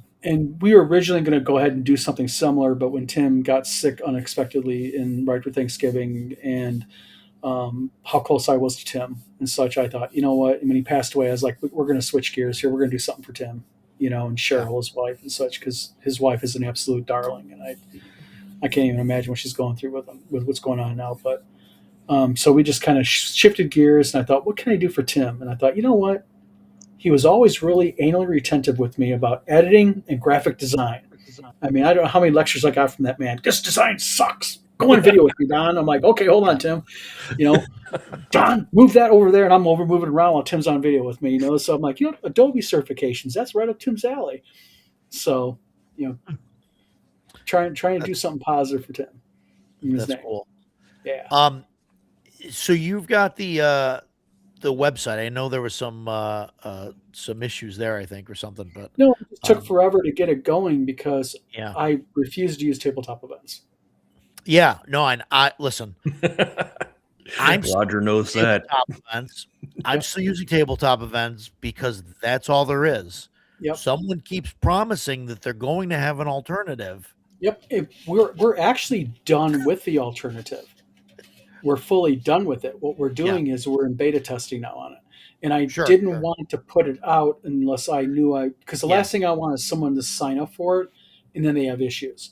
yeah. Problems and So, stuff, and you're trying to work on um, their issues and your yep. stuff, and Yep. So yeah, we have actually, it's going to be a website's coming up probably sometime in May or June, May probably June, and it's going to be basically it's so easy to operate and do a convention, and we don't take a percentage of your sales. We charge we it's just give a you flat an fee, you said, option. It's a flat fee based on how many people you want to cap at. Either that, if you don't want to choose that option, you can go ahead and choose a per ticket. It's up to you. So, right? and Yeah, people are going to pay probably about half the price that they do at tabletop events with us. yeah. No, that's fantastic. I'm definitely looking forward to checking that out. You and I have spoken about the wonders of tabletop events. Yeah, like on Saturday when I had to go rush home, I live about 20 miles from Kalamazoo. I rushed home because a couple of badges didn't get printed, and I couldn't log in as I wasn't authorized. My God. I had the I think you replied to the Facebook post, but I had problems with turning on game registration for the VIP holders. Because I wasn't home, and so I did it from my phone. And at noon, I opened I went on the tabletop event site and was like, "Oh, open early registration. Click on it. You sure you want to do this? You can't go back. Blah blah blah." Yes, early registration is open. Okay, great, done. Closed my phone and went back to doing what I was doing. A half hour later, I'm getting pings. People are messaging me, and they're like, "Oh, you didn't open the thing. I thought it opened at noon." And I was like, "I did." I go back on the thing, and it's like, "Oh, you want to open registration?" I'm like, "Yes, I did this already." I'm like, "Open," and it's like, "Oh, it's already opened." Yeah. And the thing is, it is. we were getting messages by Phoenix Con. They were having issues. Oh my God. And Paul Bacali says they're nice guys, but their product runs like Angel Fire website. And the reason why is because a little bit of website geekery here. They run a very old version of PHP that's outdated. And what they've done is they've taken a website, and it's not them, it's the old owners, this is not a website that's originally designed to do what it's doing. They've kind of cobbled together everything. And, instead of just saying, we're going to take the downtime, we're going to develop a full-scale, scaled-up website like what we're doing. That's modern PHP. It's secure, easy to operate. Because tabletop events, at least for my brain, is not a user-friendly website. I just don't like even the setup of it. Yeah.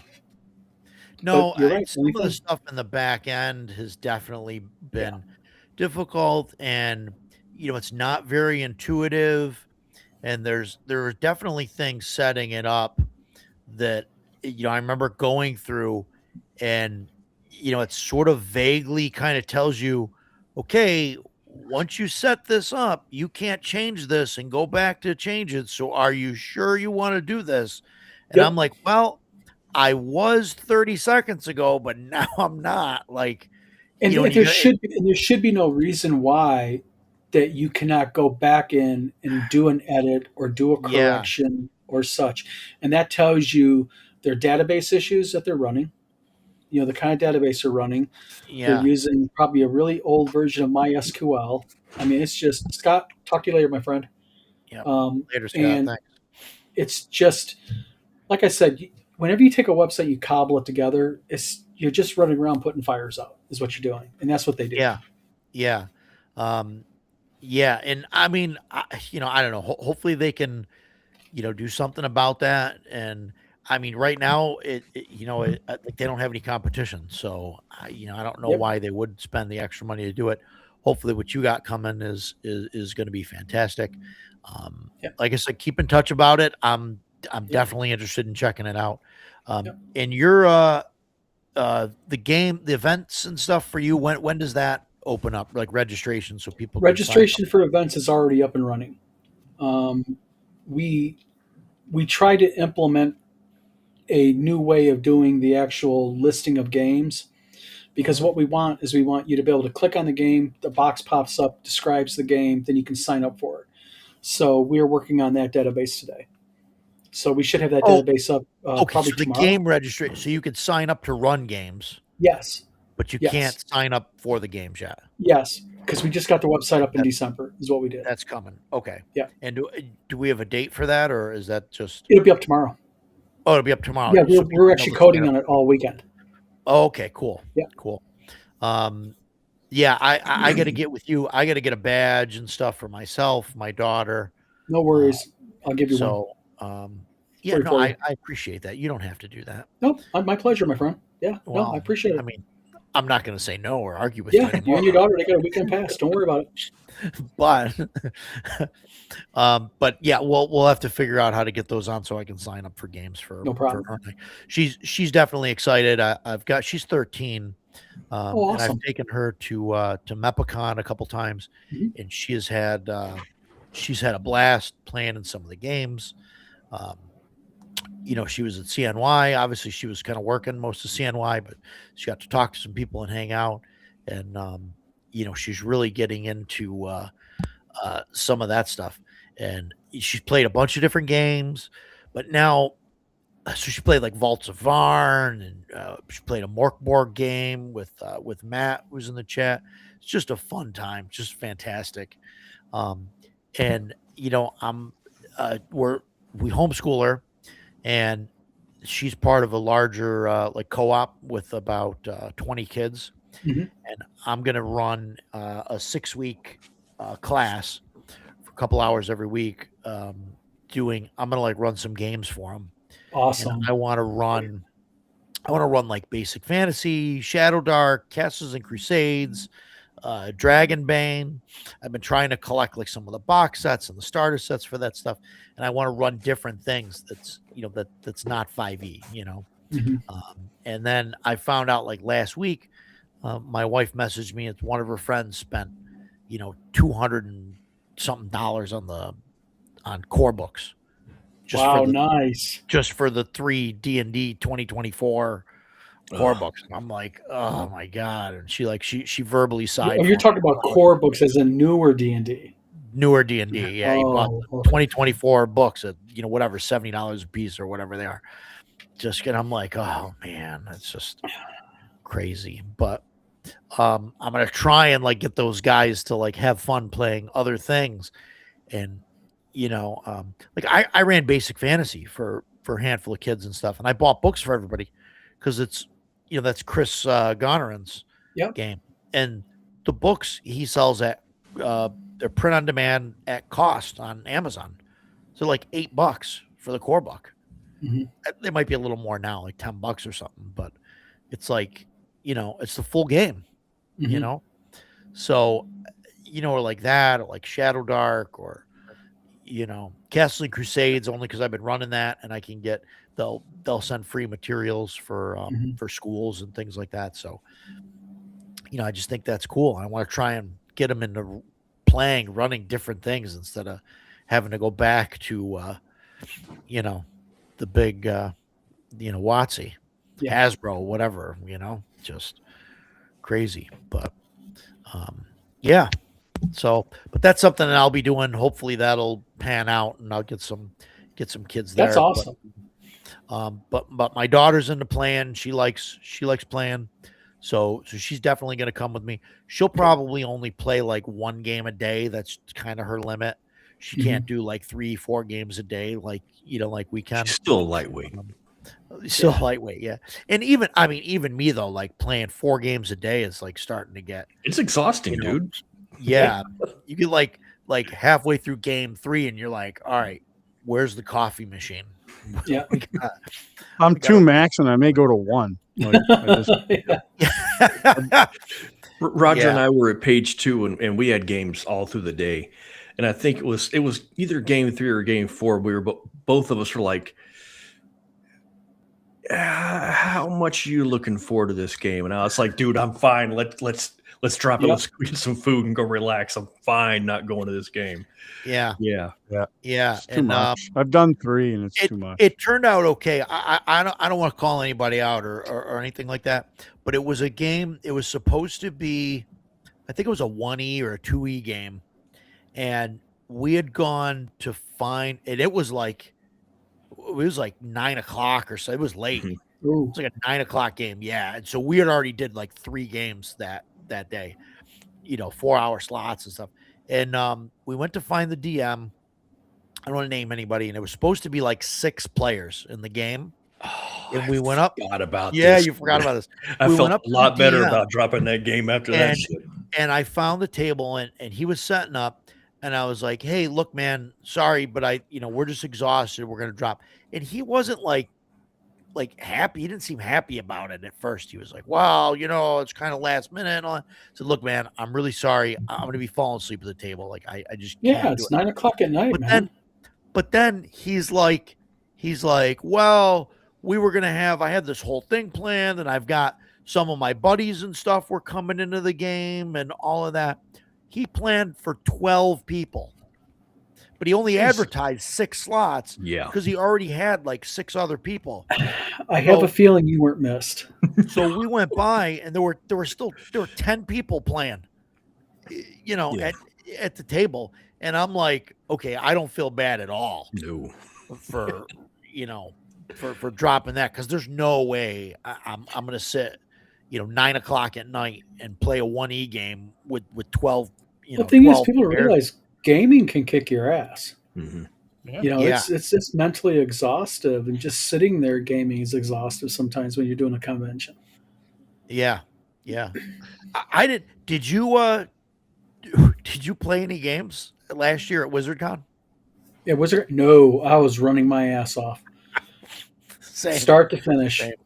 And some of it, I think I probably could have at times. Other times I got full, but yeah, I felt like I was running around the whole time. Mhm. And I was, it's funny running the con first time. Like, I kept telling like Jason and Andrew, and I was like, make sure the vendors got water. Do the vendors have water? Did anybody check? And Jason's like, I just handed out waters 15 minutes ago. Like, they're fine. They got 4 waters apiece. They're fine. And I'm like, are you sure? Like, are you sure Yeah. everybody's okay? Like, just so worried about Yep. every little thing going on. That's what makes your convention good. Details. I'm sorry to interrupt. Don, you had a hard time. We're Yeah. a couple minutes past it. I just want to make sure that. No, you're fine. I actually do have to get going. I have to go pick her up, but Yeah. So, but I appreciate you guys having me on tonight. No, thanks for coming. Absolutely. I've had a blast talking. Don't talk about models with me again. You can get me going all night. Oh no. I'll do it. Yeah, I don't No, think Mikado and I are was- going to have a problem with that. Yeah. It No, was a I'd be all right different- with that.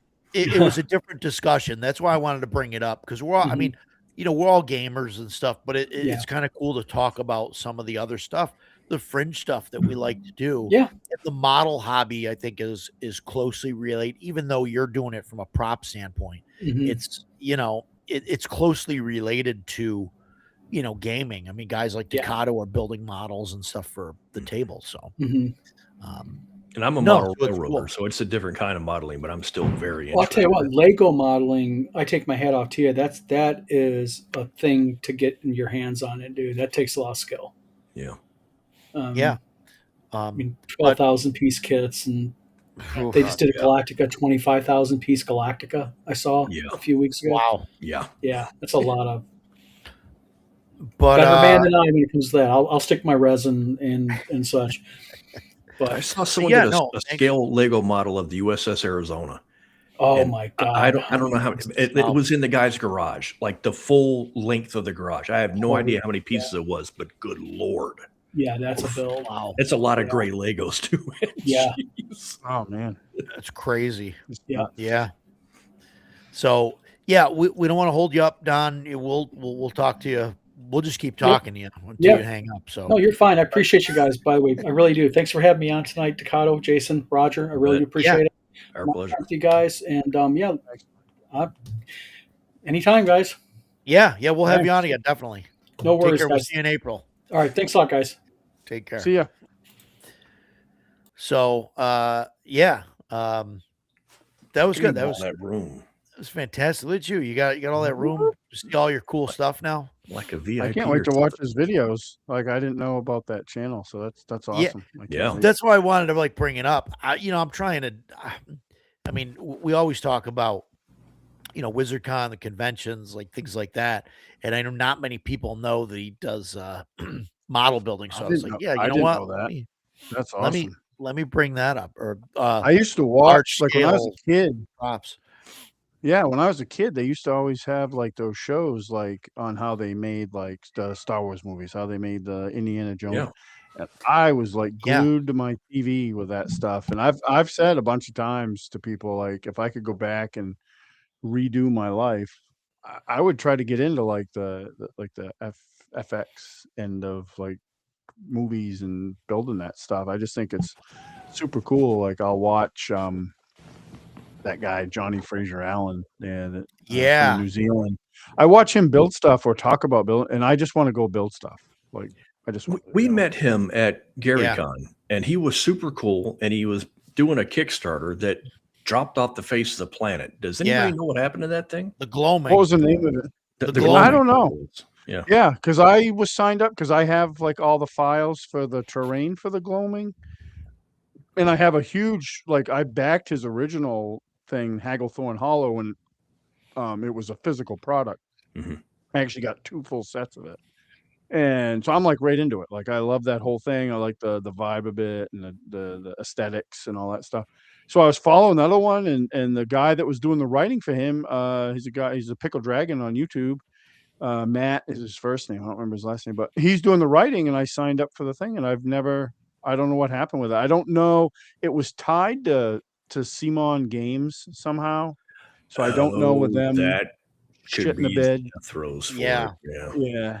Yeah, So that's really too bad because and I had no idea who the guy was. We walked up and I saw his models, and I was like, "Good Lord, look at these things!" Yeah. Then Roger started telling me about them, and I was like, "Awesome!" And as soon as we stopped and the two of us were discussing it, he came out from behind the table and he just like started talking. Yeah. And he's he's talking about cool all the guy. work he's done, and he was showing us different models, and I was just entranced by this stuff. The only downside to it was it was meant for 5th edition.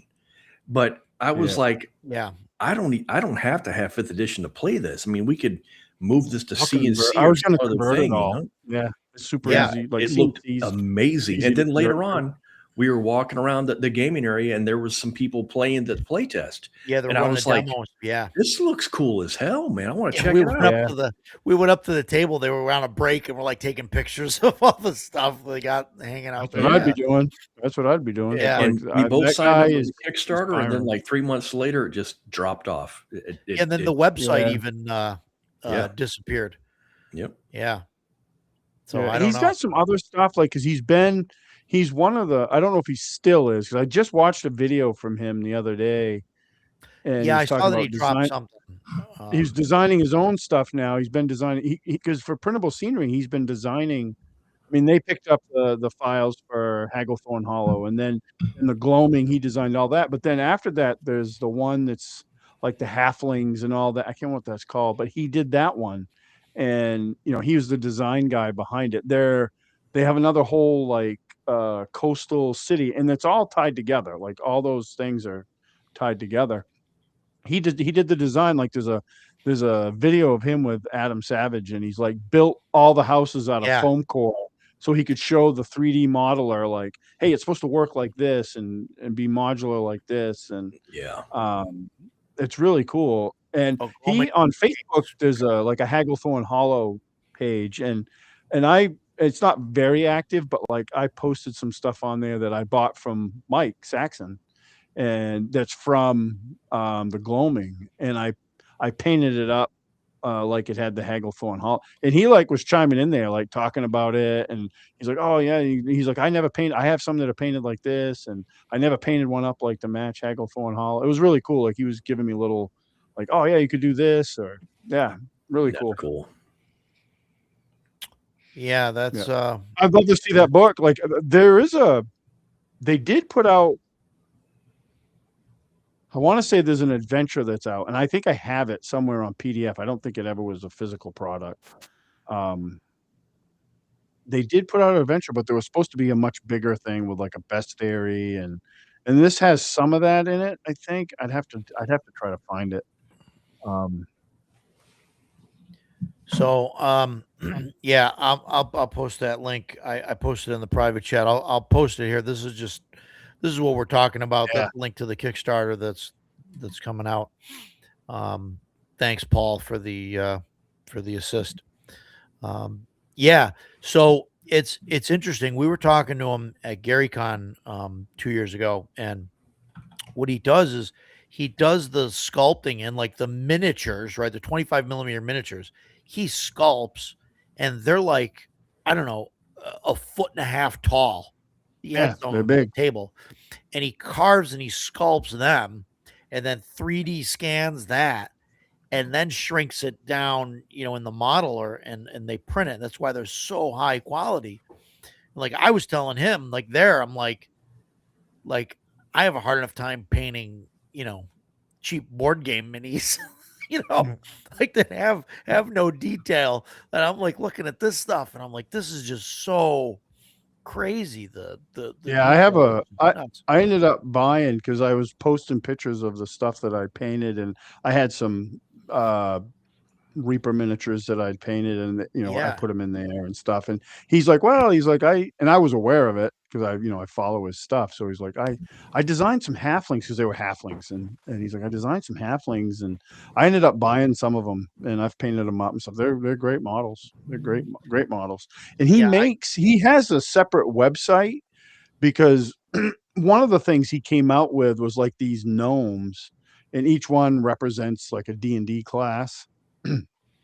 And you can okay. get them. I think you can get them like in miniature scale, but then you can get them like garden gnome size too. That was one of the things he wanted to do. Oh, interesting. Yeah, Some it of was the pretty models he cool. had at GaryCon were garden gnome size. What you're talking about Yeah, there, Yeah, yeah, and and again, like the detail, I was like, yeah. It's crazy. wow, man, look Yeah, at this well, stuff. that's why he does it that way. He did a video during the Hagglethorn Hollow or something to show like his sculpting process, and that's why he does that. Like he sculpts them really big so he can get all the details in it, and then they shrink it down. yeah, And Wild. he's got, if you're into Star Wars, you need to go look at his Jeddah board video. It's in there, and it's just Okay. his thing is like when he builds like a table, for whatever game he's playing, he wants it to be like movie quality, yeah, look like movie like because he worked on like Lord of the Rings and stuff like that, and like some Yeah. of the yeah, shots in Lord of the Rings they did on miniatures, but because the miniatures were so good, they could do like close-up shots and stuff because yeah. the just the design of them was so good that they could get away with it. Where a lot of times they were saying you can't do that with miniatures because they're not good enough Right. for that. But Yeah, and when we there, were talking to him at GaryCon, he was talking about like Lord of the Rings and stuff. He was talking about yeah, how he ran like Weta and all this, and then he's talking about Lord of the Rings, and he's like talking about you know him and Pete working on this stuff, and Pete and I were at lunch and we're talking about this, and Pete and I were working on this, and we're like, wait. Peter Jackson, Right. and he's just like talking to him like he's just this guy down the street that he Yeah. knows or whatever. yeah. We're like, holy shit, dude. Yeah, It it's was crazy. super cool. Like I gotta try to get on his Patreon because I'd like to Yeah. watch all his other stuff, I design tried to get him stuff. to come to New York for CNY, but he wouldn't. I New can't Zealand's imagine. a bit of a hop. Yeah, Yeah. a haul. Yeah. That would be Yeah. awesome, though. Yeah. No, it'd be That would cool. be But awesome. yeah, I've talked to him on and off. It's great. I should ask him about this, but yeah, Yeah, I slap thought chop. about sending the other guy about. Yeah, that works great. I use it all the time. Yeah. The great thing about it is it's fast, and then if you want to do more with it, you can. Like You just keep sometimes adding if it's details and stuff. Yeah. if it's just a mook that's going to die in 5 seconds, he'll get the slap chop treatment, and I'll move on to the next one. But if Yeah. it's somebody that I want to put more time in, or it's a really cool miniature, I'll Well, do it and then give it a little extra. where I've been at is I'm printing. I print minis on the FDM printer, and I'll print goblins using green filament, and I print ogres using brown filament, and I print fire giants in Using orange filament and frost Ice giants in giants. blue filament. I'm sensing a pattern. And but I mean, realistic, like Jason, you've played this stuff, like I mean, they look fine for the table. Yeah. I mean, Yeah, of you know. course. Yeah, that's fine. It's I mean, like- like I've said before, like I could go play at your table and I'd be fine with that. I wouldn't be fine with that if I was listen, doing it, just after because it's different to me. But after I have no seeing problem with your that. stuff, I'd be embarrassed to have you at my table. Nope, you would never hear a complaint. I have no issue. It doesn't bother me. We use all sorts of. I mean, guys I game with, they use all sorts of stuff, and I'd be like, I'm yep, just the ogre, for that's me. that quarter. What is that? Yep. Um, We use a little acrylic Oh. discs, 1-inch acrylic discs. This is an orc. Those- Okay, cool. perfect. Yeah. Orc Yeah. 1. For me though, like when I'm running a game, depends on the game. Like my Shadow Dart game, I didn't use any terrain. I don't even think we used miniatures. Like we picked some out. I may change that. I may put some stuff together for this week. But for me, like my regular game, like part of the juice I get out of running games is the presentation of the table. Sure. So if Sure. it's something, if I reveal something, because a lot of times it's covered up. If I reveal something and then the game pauses because people are taking pictures and stuff, I don't mind that pause because it's part of the juice, right? Like the effort was appreciated and No, it's awesome. enjoyed. So but like as a player, I don't give a shit. Like I like Theater of the Mind games. Like, Sure. I'm fine with that. And then if people just have like I don't like to use proxies or anything like that, but if people do, I don't. If I'm a player, I don't care. Like I don't care. It's fine by me. The only time I've never as a player, I did one of the campaigns I ran, one of the guys that was playing, we were just starting off and everybody had miniatures and he didn't have one. So he stopped at Crossroad Games, and he bought and I still have it somewhere. It was this god awful plastic board game, D&D board game miniature of whatever his character was a rogue. And he put that on the table and I was like, that's not going to fly. So I reached back behind me and grabbed something else. I'm like, and I kept it. I don't know. It's kicking around here somewhere, but it was an awful, awful miniature. But I was like, no, I'll paint you up something. It's not a big deal. And I do that I did that for years until, I still do it, but like there's guys in my group that paint. So they paint if they have a character, they paint their own character or whatever. So I don't have to, but I don't mind doing it. I'm going to make a trip to Maine to play in your group and I'm going to play my cleric. And I'm going to put my mini on the table so that your eye will start to twitch and you will paint my mini for me. I'll do it. There you go. I'll take care of it. Yeah. It's just, I like the presentation of it and stuff, but again, I don't do it all the time. Like CNC, there's terrain. If there's battle, there's terrain and miniatures for the most part. Once in a while, I'll just, if it's something real quick, I'll just, we'll just do it and get it over with and then move on. But for the big stuff, I'll build something. Yeah. And, Edgelord said he's going to start futzing with, the 3D resin printing. What, did you get a printer? What did you get? Or is it an older printer that you have? Or what do you got? I'm just curious. Because I was looking at them, but I don't know if I want to spend the money on a resin printer. I really like the FDM, how I could just tell it to go and it just goes.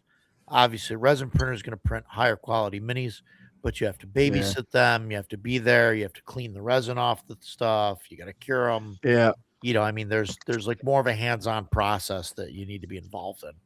Yeah. I always said that I'd get both if I got into it. But the more I think about it, the less I want to deal with. And I like resin minis and stuff. Yeah, there's a downside. They're generally more fragile and stuff, but their quality can be really outstanding. The quality can be outstanding. I don't know if I want to deal with all the process. Like I think a regular 3D print is enough of a brain thing for me to deal with and to deal with resin and all that stuff. There's minis that are out there, and you've seen some of the minis that I've printed on the FDM. They're not great, but they work. But like Tom Tullis there has which is what do you call it? Fat Dragon Games. They've got a whole line of like their minis and stuff that all work for for the for the FDMs. They're designed specifically for that, Mike, the original. Mike printed out some really cool stuff for Paige. He was showing me pictures and stuff before he headed out. Oh man, stuff looked awesome. Like that giant turtle. Oh my god, I got to get one of those. And that thing's customizable. Giant turtle. You can have it with the shell on its back, or you can have like stacks of like stuff. Building. He was going to send me the link to where you got the STL.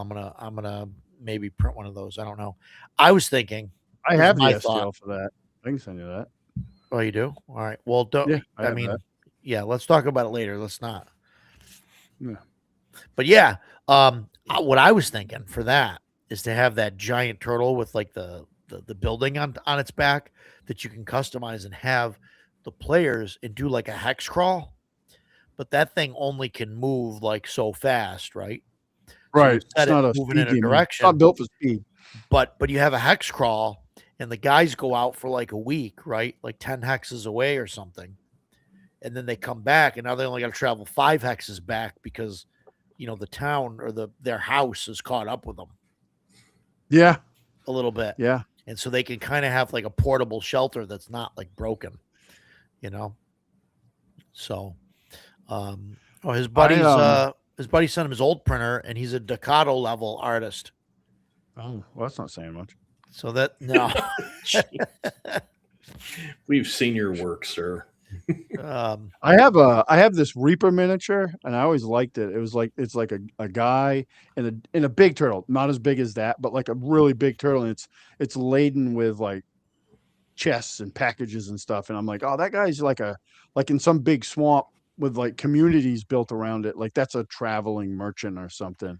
And then that thing from Printable Scenery is like a whole different level. Like that's got a house on its back. It brings the shop with him.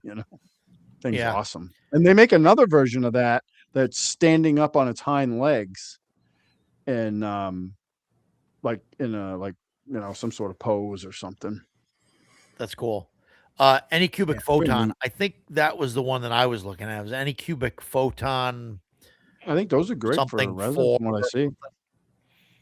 I think they're fantastic. I just, like I said, there's a lot more to it, up and everything, and like my resin or my FDM, I can tell it. I get it set up. It's okay. I want to print this terrain and all that stuff. I hit go. It starts printing. I don't have to fill the tray and all that stuff. And then I could print it. I can go to bed. I can come back the next day. Boom. It's there. I can pop it off the plate. Can't do that with a resin. When it finishes, you got to come up. You got to pull the thing off. You got to wash it off. You put it in the curing station for so long. Then you got to, you got to dump out the resin. You filter it out, screen it, put it back in the bottle, clean the tray, clean the, you know what I mean? You got to, it's like too much work for me. It's like work. The A1 minis are nice. I don't know. A1 minis, I don't know what they're going for now. I think the regular A1s are pretty cheap. I think they're like $200-$300 for the A1s, which isn't bad. So I mean, I would go for one of those instead of a mini, but that's just my unless the A1 minis are super cheap. But Fallout 5. What do you know about Fallout 5, Jason? Is that going to be if you're waiting for Fallout 5, you can go ahead and buy a new car and get it paid off before I expect to see it. There you go. You see this look on my face, right? That's not a joke. He's dead serious. Yeah, he's not joking. Elder Scrolls 6 is being delayed indefinitely because the chief writer, you probably have already read the article, Todd Howard messed around and the guy said, okay, peace out. I don't expect Fallout 5 to be any different. Keep in mind, I'm not an industry insider.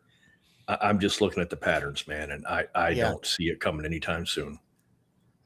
So there you go. Like I had that feeling about Elder Scrolls and Skyrim, and then whatever they're going to call it. Elder Scrolls. And I didn't have, didn't really have my fingers crossed that it was going to be great anyway, based on some past products. So it's like, they announced Elder Scrolls 6 at the same meeting that they announced Fallout 76. Fallout 76 opened to very underwhelming applause. So between now and then, we have gotten Starfield, which bombed horrifically. We still have not seen an actual gameplay trailer of Elder Scrolls 6 or Fallout 5. When I see a gameplay trailer, I will expect probably another 2 years of development and then another 2 years to fix all the bugs after they publish it. I mean, that's just the state of Bethesda right now, man. So there you go. Go ahead and go ahead and spend your $80 on whatever it is you want to spend it on. I'm looking at the Bamboo website, and the A1 Mini is $219, and the A1 is $299. So I think I would look into getting the A1 for $2.99. Now they had some deals at one point with the P1S, which is what I have. And yeah, now the P1Ss are $3.99. I like the P1S because it's fully enclosed. So you don't have that temperature and humidity swing. But I mean, that's me. But if you're looking at the same A1 Mini and it's 219, you can get a bigger platform, whatever, bigger printing surface for 299. I mean, I'd spend the $80 more and get that. Screw Fallout 5. Wait, Yeah. I mean, until it comes out, and there's Mike. Mike will tell you. Mike's on my side with this one, right, Mike? A1 Mini for 219 or the A1 for 299. It's definitely worth the 80 extra bucks, right, for the A1. Mike is the one that turned me on to getting the P1S. Yeah, don't buy the Mini. See, there you go. Don't buy the Mini. You heard it here first. That was at Page. The three of us stood there for like an hour and a half talking about 3D printers. Yeah. Well, because I went up to Mike and we were looking at all of his amazing stuff. That he paints himself. Crazy. And I'm like, Mike, this has got to be what? 0.2 millimeter and all 0.2 millimeter nozzle. And he's like, nope, 0.4. I go, you're fucking shitting me. I'm like, come on, just tell me. Like, I'm not going to compete with you. You can tell me. And he's like, no, I'm serious. This is 0.4 millimeter nozzle stock on the Bamboo. And I'm like, you're selling me something. And those trees, man. I mean, he's good like, Lord. He's like, no, this is stock settings. This is a standard filament print on the P1S. And I like immediately went home and ordered a P1S. And there was like 5 something, I think it was at the time. And, plus a couple extra stuff and all that. And I spent like $800-900 on it, but, yeah, just crazy. So, but yeah. Don't buy the A1 Mini. Just go with the A1. And buy stuff from Mike, Thunderstruck Gaming. We mentioned you earlier, Mike, but yeah, he's got some good stuff. Go to save up for the A1. There you go. And NYMZ, if Fallout 5 comes out in the next month and you can't afford the $80, we know who to blame. Go right ahead, but you got nothing to worry about. Yeah. Your children's children will see Fallout 5. Oof. That bad, you think? Yes. I mean, I know they get behind. How much of this do you want me to talk about? I mean, I get it. Yeah. But that's just the going thing. Yeah, P1S with the P1S AMS is $549 in Microsoft. That's not bad. That's not bad with the AMS. That's the multicolor thing for it. I do not have that, but yeah. That's cool. Is that how people get the rainbow effect with the cool stuff? With their minis? Not the rainbow. That's how they get multicolors. The rainbow effect is because you get the filament that changes color as it's on the spool. Oh, okay. Right. But you can get different colors. You get 2 different colors, or up to 4 colors with one AMS. Cool. So it would work kind of like an inkjet printer. Then you've got different bottles of ink. Yeah, except that every layer that you go up, you have to print like that in the other color as well. So you have stacks of useless stuff that you have to print along with it. Okay. The more colors that you want to print, the more they've changed that now with the newer stuff. I think it can change the colors at the head, or they have multiple printing heads on it, which is interesting. But I think that's more stuff that can fail. And wow, 5 more printers to keep up. That's fantastic. Yeah, man. I as soon as I saw that, I was like, oh, thank God, because when the 3 of us went to FlagCon, you were telling us the business had gotten real slow. Yeah. So that's wonderful news, man. I'm glad to hear that it's picked up. I'm glad it's picking up. Yeah, Mike does great really does 3D clean up. stuff. If you're looking for 3D printed stuff, he does a great job. Sure does. Yeah, yeah. Mike, Throw message a link up, me. Mike. Yeah, throw your link Something. up. I don't know if you can in the chat. Sometimes it blocks some of that stuff. But if it won't take, send me a Facebook message with your I think Every it's time your Etsy store or something. Yeah, Mike's always showing me pictures of stuff he's working on. It's freaking awesome. Like, and I've gotten prints Yeah. from him. They're fantastic.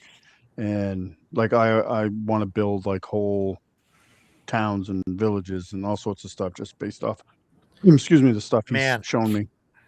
Yeah, and I'm telling you, I think I found it here. Thunderstruck. Yeah, okay. Mike, tell me if the Etsy link is not a good link, but if you want me to put a different one. But here's his Etsy Put shop. his Facebook on there too. I want to look at his Etsy shop. All right, hang on. Yeah, but you can get him Facebook. through Facebook. Oh, can you? And yeah, and for some reason my domain servers have okay. That's his Facebook there. Okay, either of those is fine. Okay. Yeah. So that's fine. I definitely buy his stuff. He prints the stuff. His stuff that's painted even. My God. Yeah, it looks great. It's It had awesome. me at Titan Salt Cave. I was looking at his stuff at Page. Yeah, it's awesome. And he's I got want one these of those. walls. These walls that were painted, and they're not like the standard gray stone. They're like a tan, colored stone and painted up. And man, it looks so amazing. I'm gonna let me see if we can do this here. If I can add that castle stuff from Printable Scenery is just I was looking at it earlier today with a buddy of mine. We were online and I was like, man, I'd love to have that. Yeah. Can you guys see that? Yeah. That's this awesome. is from his stuff at Page. There's his booth, all the cool stuff. That's that. I love that stuff too, man. That looks so cool. Treehouse things and stuff. Just fantastic stuff. I mean, that stuff is all cool. There's a tower in the background. The stairs that are going up there, that goes to a portal, and there's like a printed thing, or you can slide like a cell phone in there with like a swirl, going on. It's really, really cool stuff. Yeah. Yeah. Oh man. The tentacles and stuff, I love those. The castle sets. There's at the left, you can see that's the turtle there. I don't know if he's got a good picture of the turtle there, but yeah, you can see the turtle in the back. Yeah, those walls he painted. It's just, oh my God, Mike, look at that. I mean, is that not gorgeous? Yeah, that's great. Crazy. I mean, yeah. And there's the turtle. There's part of the turtle sitting there, and there's his booth. And I think we've gone around in a circle. So that's but that's that. But yeah, he's got some cool stuff. Yeah, big creepy mushroom trees always in style. Yeah. All that stuff is fantastic. And I think his prices are completely reasonable. Yep. And he's a great guy. I mean, I'll vouch for him. He's a great guy to hang out with, talk to. He'll talk to you. Like I said, we talked to him about 3D printing. He had no problem talking to me about that. It didn't tell me, oh no, go away. I don't want to talk. Teach somebody to print, the stuff or whatever. He's been absolutely great with that stuff. Yeah, I trace it. CNY, I talked his ear off. Like between him and the Emperor Choice guys, those were the two vendors I hit the most. And yeah. And Mike was probably the one I hit more than anything else because it's just his stuff is just and Mike's awesome. And at CNY, Mike is donating a couple scenes, a couple pieces there that were on the back table. He's going to paint them up, donate those to CNY. They're going to go with minis that were donated by Emperor's Choice that got sent Yep. to Decado. Decado is painting them, and they're all going to go together in one setup. I'm going to stat up some things and write like a little. I don't think it's going to be a module or an adventure. It's just going to be kind of like an encounter setup or set up Sure. that stage there. But I'm going to try and stat it up with like some OSR stats so it'll be compatible with, any of the OSR games, Shadow Dark, Basic, 1E, Arduin. Arduin, yeah, any of that stuff. And it'll probably be easy to convert to 5e if anybody wanted to do that too. And that stuff's all going to be at the auction. Is that correct? It's going to be in the auction. Yeah, it's all going to be like. Do you know if Leo's going to be there this year? Two big collections. Leo was a maybe when I talked to him, and then I don't know. After I started talking to him more about the auction and everything else, he was trying to push, and so he might come up. Maybe he doesn't know with the fam. If he's there or not depends on the likelihood of me winning the auction. Yeah, because Leo will outbid me every time. There you go. But yeah, so that's gonna be cool. That's gonna be awesome. I can't wait for that stuff. So, it's gonna be a blast. And Mike's coming back. Mike Saxon is gonna be there. Thunderstruck Gaming. He'll be at CNY. So, buy his stuff by all means. But hey, if you want to pick the stuff up in person, or if you see something there that you like that he might be sold or out of, have him print it, pick it up at CNY in June.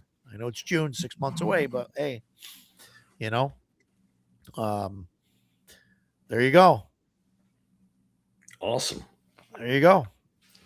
Yeah, Shadow Dark Gamer too. Love it. Love to hear it. Daughter, wife, be there, run the booth if need. Yeah, there you go. Mike, do you have Blacklight? Oh, Mike, have you heard about Blacklight? I'm still waiting for that to go on pod. I think it's back. He sent out a message or something and said that he had fixed the things and it went and it did show up again. No, it's not back on POD yet. He is going over the proof to make sure it's good to go, so it'll be back up on POD very soon. Okay, it's waiting. What was that? What was that thing you guys showed earlier, Roger? Oh, earlier. So this I tried to find it online, but I can't find it. This is from Cannibal Publishing, and this is Shadowpunk, and this is it's a short. What is this? 62 pages. It's Shadowrun with the Shadow Dark rules, basically, and it's going to be like a full-fledged thing. I think at some point they're going to. I don't know if they're going to do a Kickstarter or and that was William, I believe, at Cannibal Publishing, which I will post their link right there. Cannibal Publishing. Talk to Troy. He's a friend of Mike's. Mike introduced me to him. Is it really great guys? Isn't that Cannibal? Sorry, say again. Is there supposed to be 2 A's in that Cannibal? Is that spelled correctly? Yes, I copied the link. That's how they. That's how they. That might be why I can't find it. No, I found it. But you can't order from them right now, I don't think. Well, I don't know. Maybe we'll have to just get them at CNY, and then you can buy the stuff from there. You can download a couple things, but I don't see that. Yeah, I'm not sure. But yeah, I'm in talks with them. I talked to them a little bit at the convention this weekend, and I'm going to talk to them at some point here and see if they'll come up, see if they want to come up and how they want to do some things. But they're I guess they don't have anything to buy, but they're awesome. Someone has open mic, I think. Lots of reverb all of a sudden. You guys hearing any reverb? No, I am not. I am not either. I don't know, Mike. Might be just you.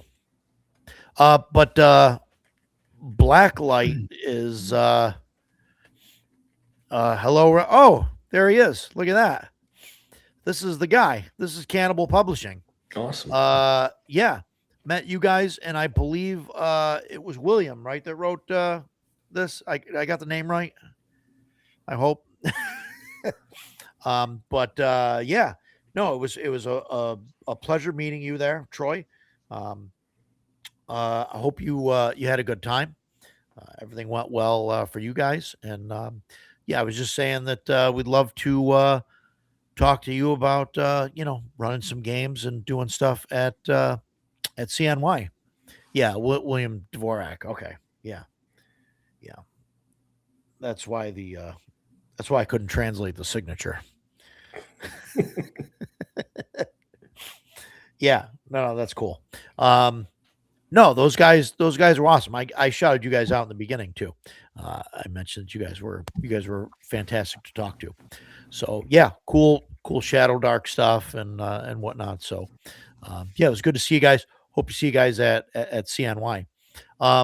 Yeah, Blacklight is the Scrying Dutchman, and that's it's a sort of future. It's Shadow Dark. It's sort of in the future, I guess, a little ways, and it's yeah, I know you want to talk about this. No, it's fine. Well, No, yeah, go ahead. no, maybe you should give the description because I'm horrible at giving the Yeah, it's post World War II, near future. It's kind of like Stargate mixed with Stranger Things. The whole backstory is World War II. Hitler and the Nazis were experimenting with the occult and science mixed up. They were working on a device that would open up portals to other realms so they could bring creatures in so they could fight the Allies that way. A spec ops team, like a multinational spec ops team, went in and shut it down before it went full live, but it was live just enough to cause a tear, the tear of these portals. So now every now and then tears pop up, and the descendants of the original spec ops team is who you are playing, and I don't mean like family descendants, but like the next generation of this team is who you play, and you go out to shut down these tears, eliminate anything that comes through, and sometimes you have to go through the tears to try and snatch up something of interest. So that's a quick rundown of what it is. It's like Roger said, it's the Scrying Dutchman, and if you are into the Shadow Dark setting, if playing Shadow Dark is your bag, well worth checking out. Super cool. If you have any interest in the military type stuff, the detail that he's put into it is absolutely amazing. When we talked about this a few episodes ago, like I said, I opened the book up and just like flipped to like the random thing, and there's a U.S. Army Ranger fast attack vehicle in there, and I was like, you never see this. This is awesome. And then I looked at the monsters, and the first monster was the Wendigo. It's one of my favorite creatures because it's North American monster mythology. It's not European. So I was like all in, and every page I turned, it was like better and better and better. So check it out. Well worth having. Yeah, it's definitely cool stuff. And hopefully the POD thing will be back at some point. So yeah, I think probably within 2 weeks we'll see the POD. He said in his last email that he's going to send new codes out to their Kickstart backers so they can get another copy if they want to. As soon as I get my code, I will let you know so that you know it's ready to go. Oh, okay. Yeah. Okay, so we can all get new copies or whatever. Yes. Are you going to get another copy? I don't know. I might get one for me. I might get one for someone else that I know doesn't have a copy yet. Because just so everybody knows, the reason that the POD was taken down is not because there were errors in the book, although there is an errata published, but people were complaining about the print width not being all the way to the edge of the book or some such. So he took it down so it could be reformatted. But if you have the first printing versus, the new printing, I'm sure will have the errata already in it. I don't care about that. So, I'm going to print the errata off, throw it in the back. So if he gives me another POD code, I'll use it to someone's advantage. Yeah. So, yeah. Yeah, I don't mind it. I don't know if there's anything else that he's fixing or whatever. I don't think there was really anything else. Wrong, it's like, and I'm really picky when I start going through books. We were playing, what is it? Neon Lords of the Toxic Waste. Is that what it is? Is that the whole name of it? Yeah, that's the sounds familiar. Neon Lords of the Toxic Waste. Yeah, that's Yeah. what do you call it? Yeah, Brian Shutters. Brian Shutter, yeah. Brian was running a game that Roger and I and Joe were playing in, and I opened the book up and like, oh my god, dude, the typos and the grammar were abysmal in it. And then we got done playing, and we were talking about the game, and I was like, Brian, I have to ask something, man. I was like, and I'm not trying to be offensive. I hope I don't offend you because I had a good time playing the game. It's like, dude, who's your editor? Who's your proofreader? Because this is really terrible. And so he told me the story about it, and I was like, good Lord. So that's the kind of person that I am when I pick a book up. And, sure, if there's a errata that's already published for this thing, I'm not, there's nothing in that book that's like, oh my God, this is wrong. It's great as it is. So Neon Lords of the Waste. Cool. There you go.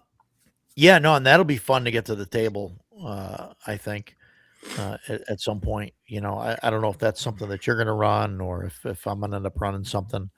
It depends on how long Ken wants to run his Ashes Without Numbers. Yeah. And I think, again, I don't know. I don't know if we're just going to schedule that and it's going to be whenever, but I don't know. I was fine with doing the one shot on Sunday. It's not your bag.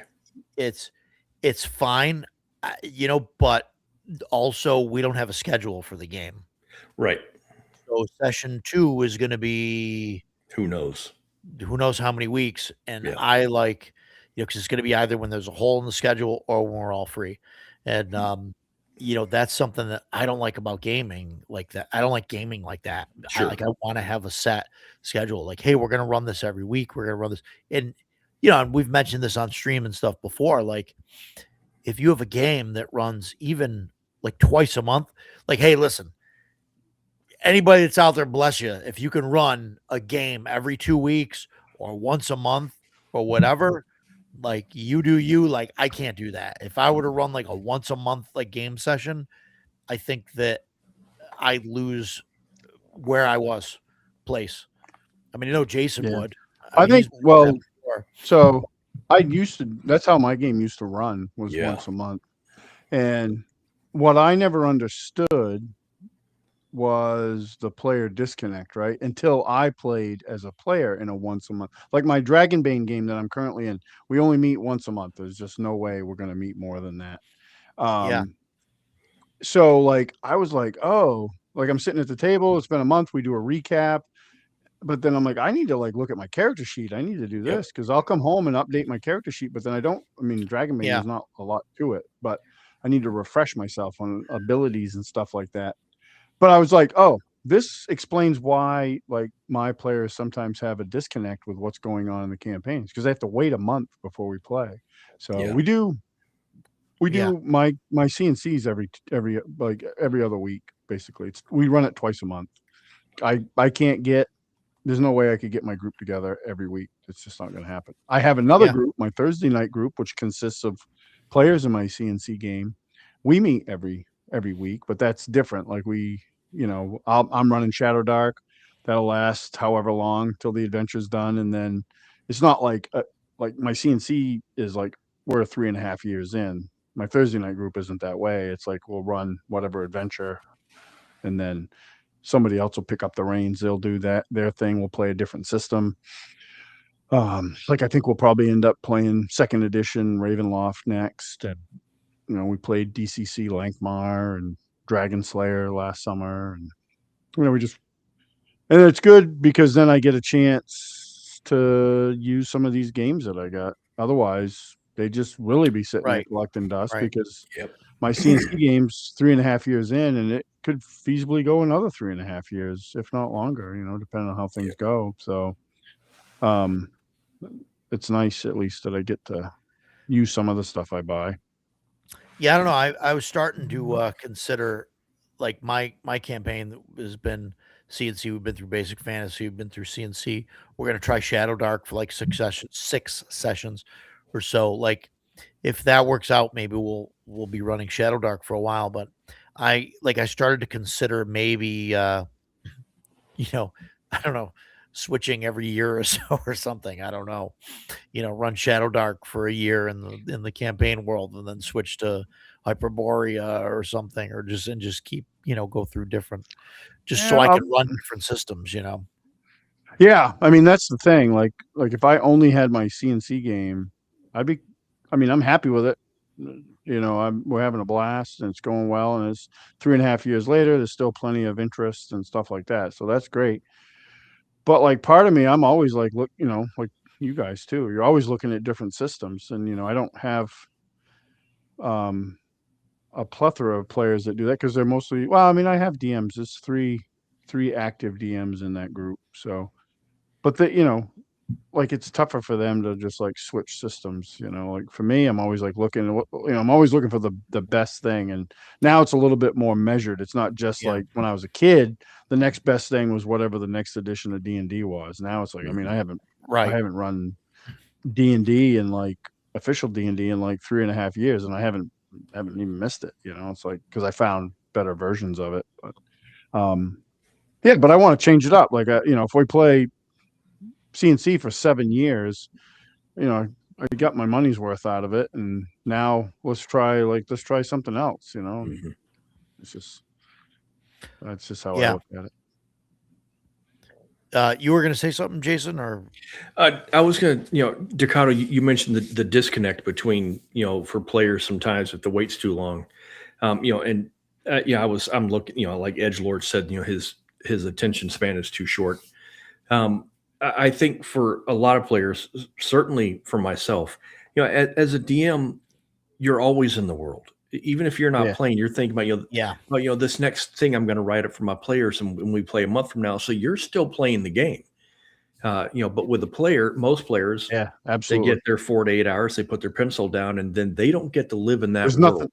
nothing for them to do Right. until the next time you play. Like Yeah. when you're running game. The issue I ran into is because when I was running like monthly, I would have the next session prepared, right? Like I'd be like, okay, this is what we've decided they're going to go do, blah blah blah, and then I would get inspired for the thing after that, and I would start working on that. And the problem I would have is then I became more inspired for the thing that's coming after that. But I also had I would end up having a lot of material ready. So I was always, that was never an issue. right. That is totally it though. Like, cause when you're running games, like preparing the game is part of the play. Like, Right. and that's how I look Absolutely. at it. So, and you don't have that as a player. Like, that's why I actually prefer running games over playing in them. Like, I play in a lot of great games, have a blast. But if I could only do one thing, I would run games by far. Like, because there's always something to do. And there's always, like you said, you're living in that world. Like I'm sitting there, I'm writing or I'm painting miniatures for it, and I'm imagining like, oh, this is going to go down this way, and it won't, because the players will screw that up. Of course. They'll dodge this way when they should have gone that way. But you get like you're living in it. It's great. Like it's such a great thing you can have, and that creativity that comes from it because you're always in it and you get to play all the time, which is great. Yeah. Wow, Mike, spent $300 on Shadow Dark this weekend. Loving what I'm reading. What did That's you great, man. what did you spend $300 on? Did you buy a bunch of core books, or did you buy all the stuff they had at the booth, like the modules and all that stuff, or what? I'm curious. You get everything from the picture he showed me. Oh yeah, did he post that? That's cool. Yeah, he posted some stuff about it. Yeah, Yeah, he sent me a message saying, and he got Kelsey's autograph, which I'm jealous about. Nice. Yeah, He said, I don't have like a lot of like gaming bucket lists. Like I get to play with Jeff Talanian, and like that was super cool, and I'll try to do that again at the next ShireCon. But like it would be cool to get my Shadow Dark book autographed by Kelsey. I think. Yeah, I would like that. Would be for sure. Yeah, I'm trying. She's busy in June. She's got a couple things going on.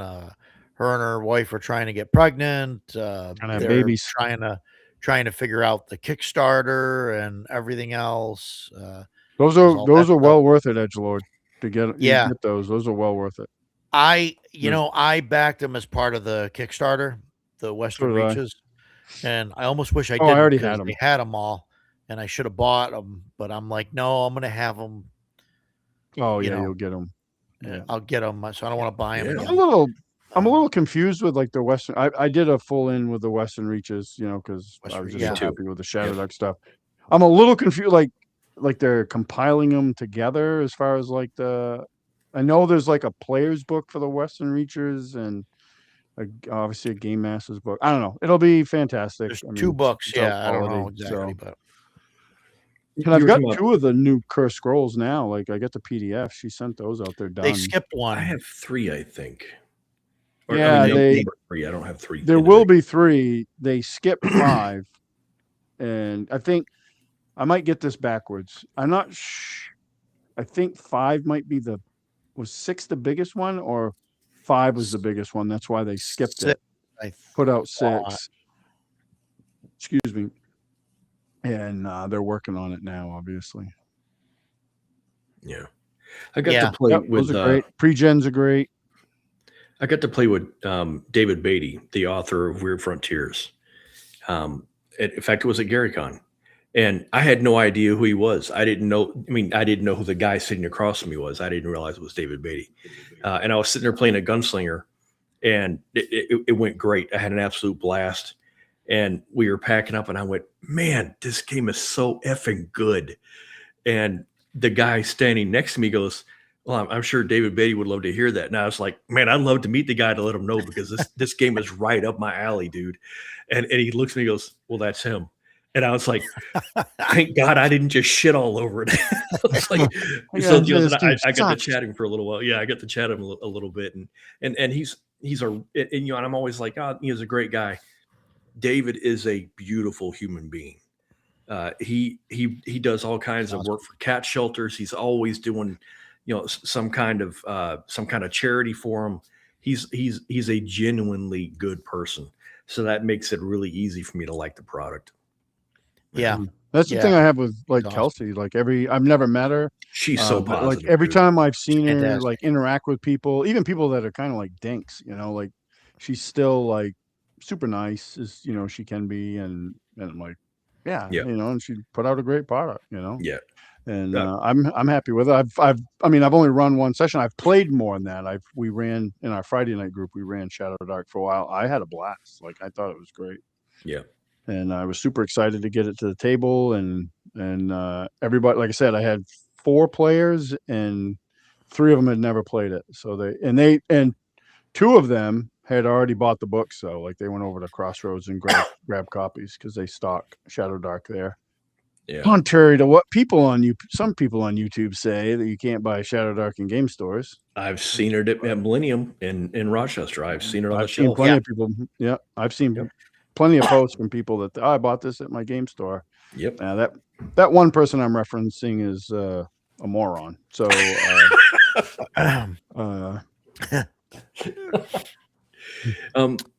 Mike, what's your question? You mean like what game was I playing? I was playing Weird Frontiers.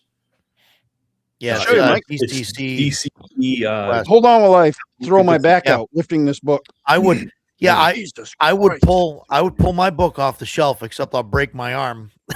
Yeah, I think I'm gonna need rotator cuff surgery here in a second. And I have the special edition that I talked to Roger into selling me. Yeah. No, I bought this. I was hanging out with Bloodworth on one of his streams, and he was talking about it, and I looked it up, and they still had it at Goodman Games. So I was like, I like the Weird West. I've never played in it.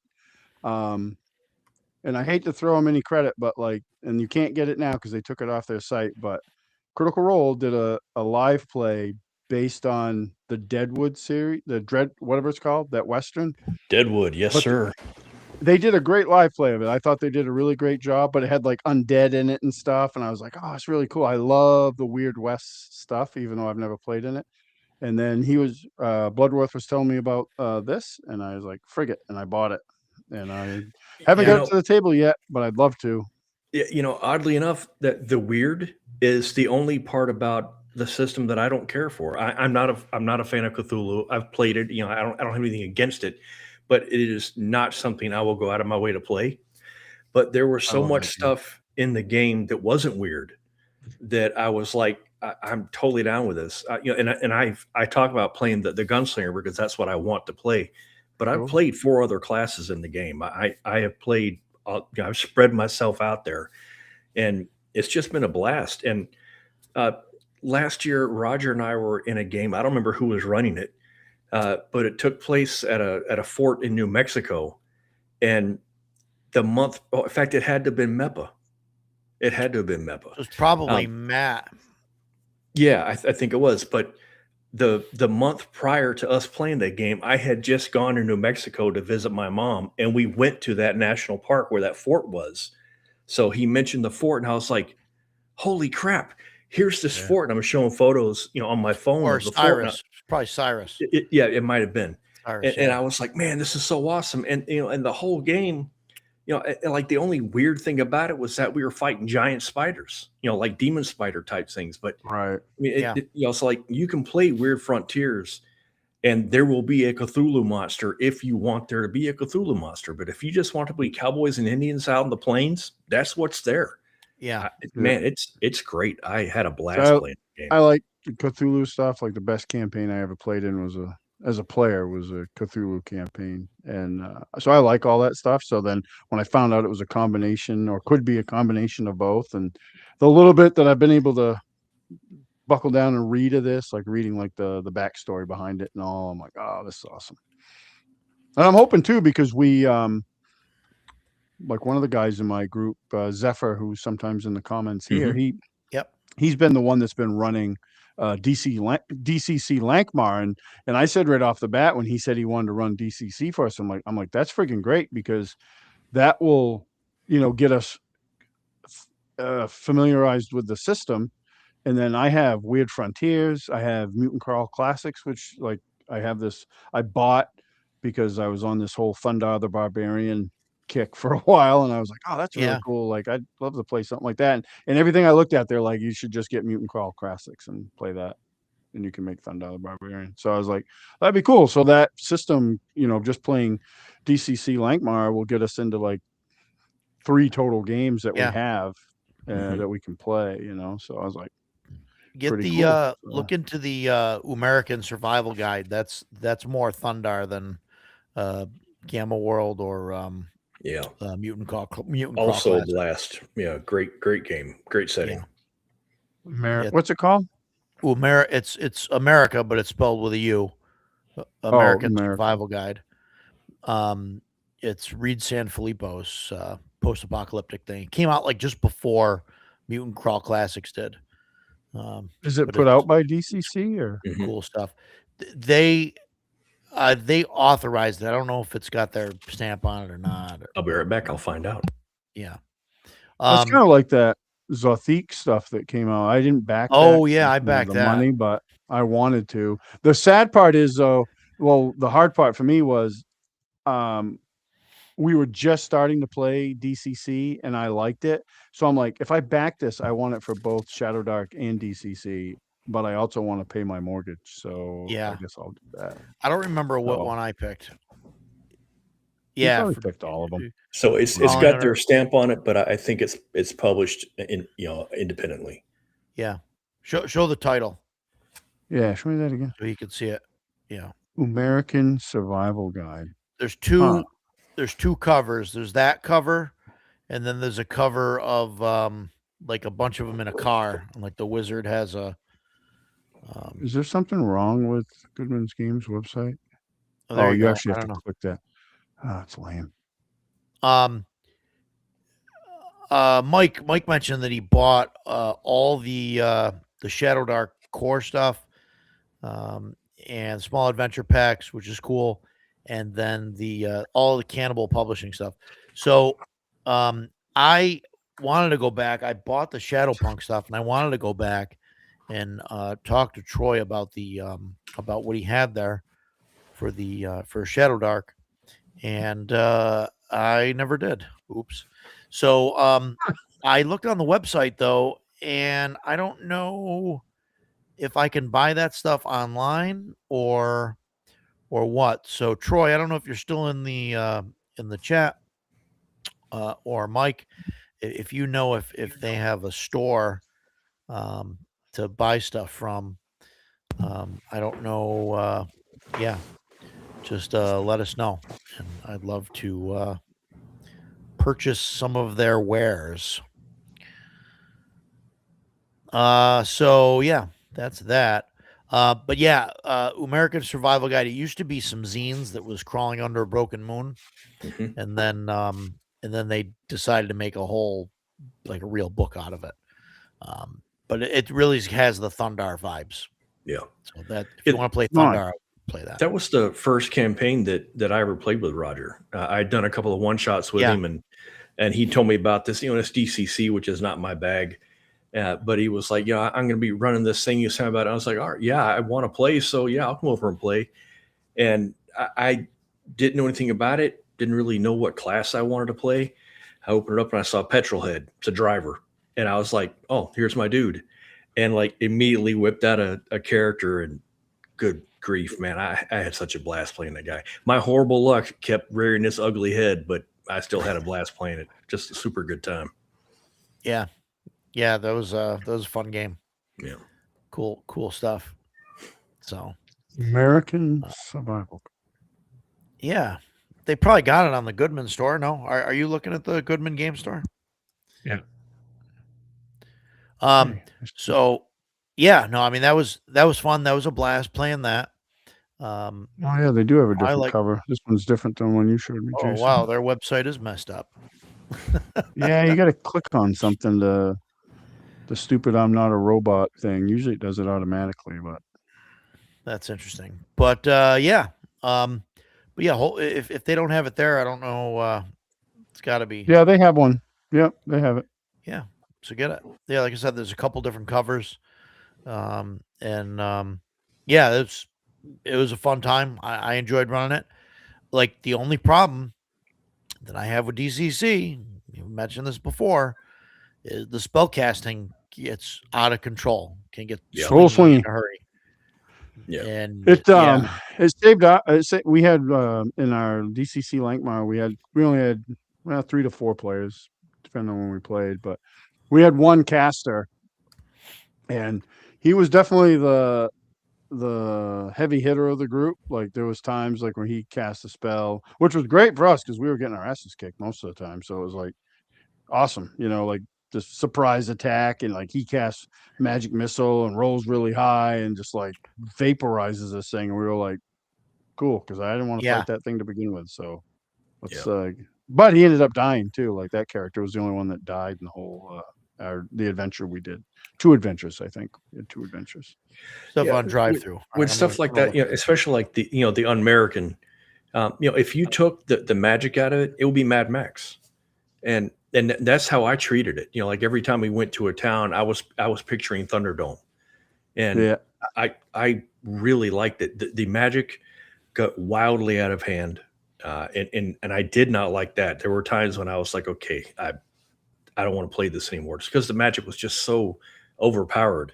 Once you hit 5th level or so, it gets really out there. But man, the setting, the game itself, it was a very good time. Yeah, And- we didn't get that high, so I mean, we by the end of our adventure, I think we're 2nd level, so Yeah. we didn't And- see it. And the thing about Lankmar is, Lankmar is they do something different with the spell casting, right? You roll the instead of having like an additional effect, you get like a limitation or something for the spell, right? Instead of a mercurial magic effect. They get you- Good. I don't know. I didn't play the magic user, so I know there was Yeah. some different. I think there was some differences about it. Yeah. I'm not sure what they were. I know you could get like, I think actually like my son, like his magic missile spell, he actually had to roll like with disadvantage if that's a thing or something. He had like a penalty to it because during creation, like something went screwy and he gets kind of boned on that spell. But it actually, I don't think it ever really failed him. He really kicked some butt with it. So Okay. Yeah, because I know Which is great for us. there's some things where you end up like with regular DCC there's what's called mercurial magic, I believe, and you roll on the Yeah. chart every time you learn a spell, and then it gives you like an extra thing that happens that could be bad. But in Lankmar, what they do is I think it's like a stipulation on the spell. So it might say you can only cast the spell at night, or you can only cast the Yeah. spell while you're facing west, or Yeah, I things think like that is the case. I haven't read much of the Lankmar stuff. I have it, but I didn't want to read it to spoil anything. So yeah, yeah, I haven't really read it. Um, but yeah, that sounds familiar though from the way like my son and Chris, the game master, was yeah, describing stuff.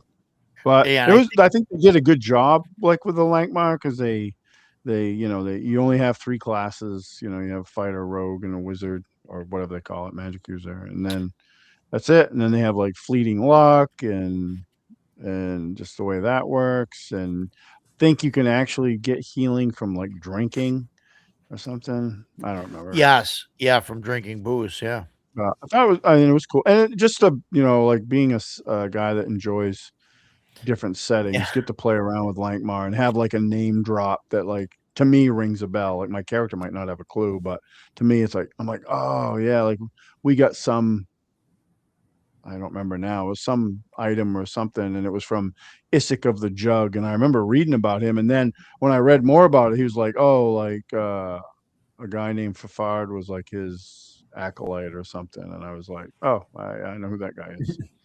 So it was um, kind of cool. Mike, I looked on drive through. I couldn't. I didn't find anything. Troy, uh, the other Shadow Dish have put on drive through soon. Is there anything on drive through right now? Because I tried searching for Cannibal Publishing, and I didn't see Yeah, it anything says there. about their website being down or it's up, but like it's being worked on, I guess. Um, yeah, this is the problem. This is and I've talked about the darkness spell. That's my usually go to when I talk about it. You blot out the sun for a week, but yeah, Edgelord wife put a whole town to sleep indefinitely. It's like that's a problem. Um, you know, yeah, Paul, it's fun, it's fine. I had a good time with it. Sometimes just campaign play, like when we were playing like post apocalyptic game, like we had a cleric, and he would cast like bless, and he'd bless everybody before they went in the battle, and sometimes he'd roll like a 35, and it's like everybody gets +10 to hit, +10 damage, plus Yeah. 10 AC, and it's like, okay, you guys just massacre everybody. Right. Like nobody can hit you anymore. Like, sorry. Yeah, there was Um, at one point we had been captured by a bunch of Aztecs, and they were using blood magic and they were going to kill us or whatnot. We managed to wriggle free, so now we're like squaring off against this blood war god that they have summoned, and we're all like, we're about to get stomped by this dude. And then the wizard rucked up and rolled a natural 20, and his magic just exploded, and he yeah, one shotted the guy. And as a player, I'm like, whew, okay, my Doc gets to live another day. But also as a player, I'm like, well, that was not exciting at all.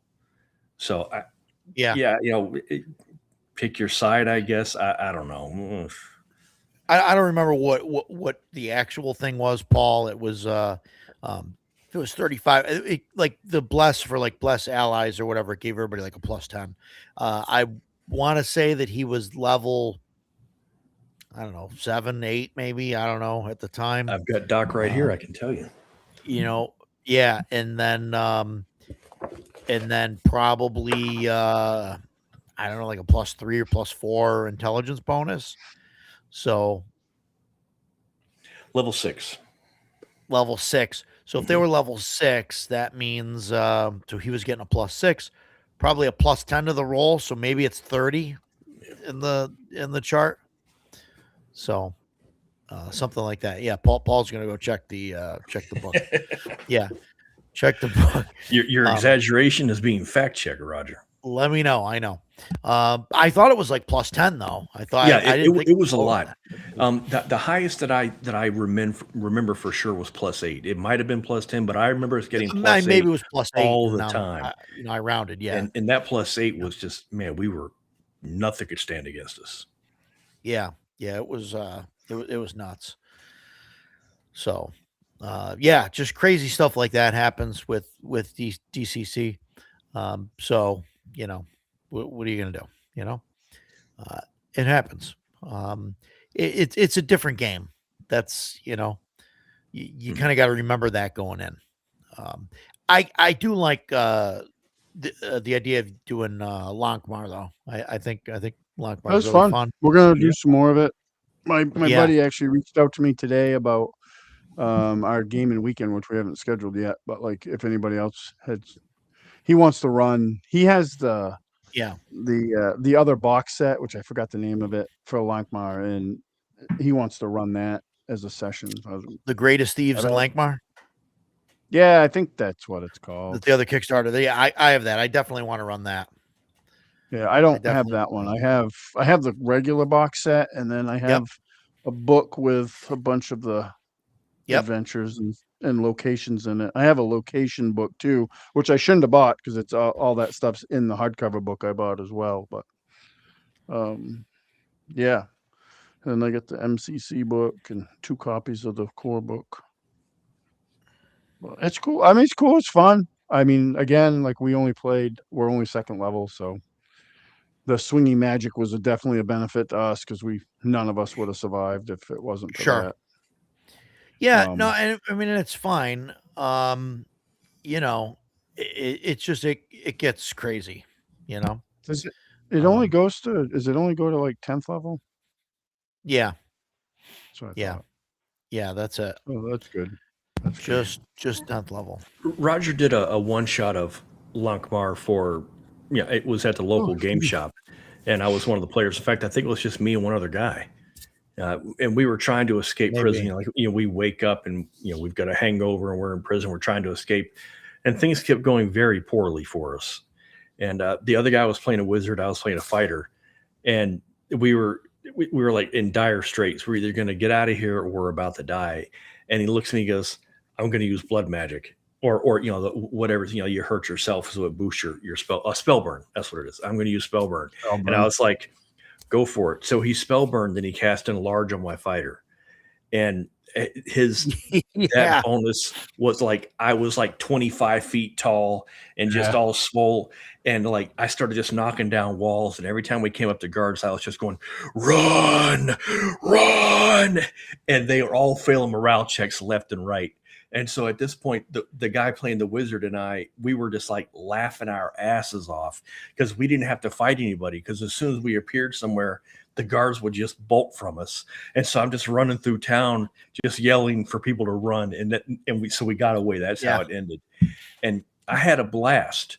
So, even though I think the magic gets out of hand sometimes, it is still a lot of fun. Yeah, that happened in our game too. Like my son he had the enlarged spell and he cast it on the party fighter, and we were right in the beginning. Like we basically snuck into this mansion thing while a party was going on, and we were breaking into the vault, and then but the fun part about it was how he played it, and the guy that got it cast on his character. But then after that, because it was so like empowering, he just played his character like addicted to my son's magic. Like he always wanted him to cast enlarge on him because it was just badass. So he's like, that's pretty cool. That's a great way to play it. Yeah, he was right into it. So it was fun. He did the whole run through the wall. Like we were chasing down, I think somebody from the Slayers Brotherhood that had tried to intercept us, and he Kool-Aid manned his way through this wall and went out into the streets, and it was great. I mean, they do call it like a gonzo fantasy game, so I kind of get like the swinginess and craziness of the magic and some of the results you can get. It was fun. It's fine. It's But fine. I can see where like it would be tough over time, especially as a game master, to be like, how am I going to deal with this? Like Edgelord said, the town's asleep for a month.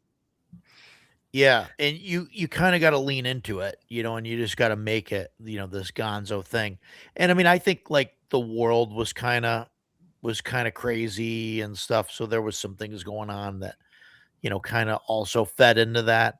But it's hard when you have okay, you've got a PC that can give everybody this bonus, right? And okay, that's fine. But now that means I have to give this to a bad guy, right?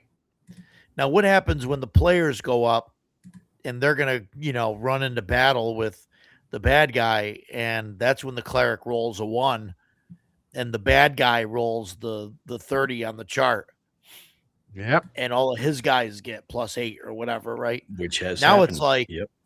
now it's like, oh, you guys are fucked, you Yeah. know, About the like, TPK this party.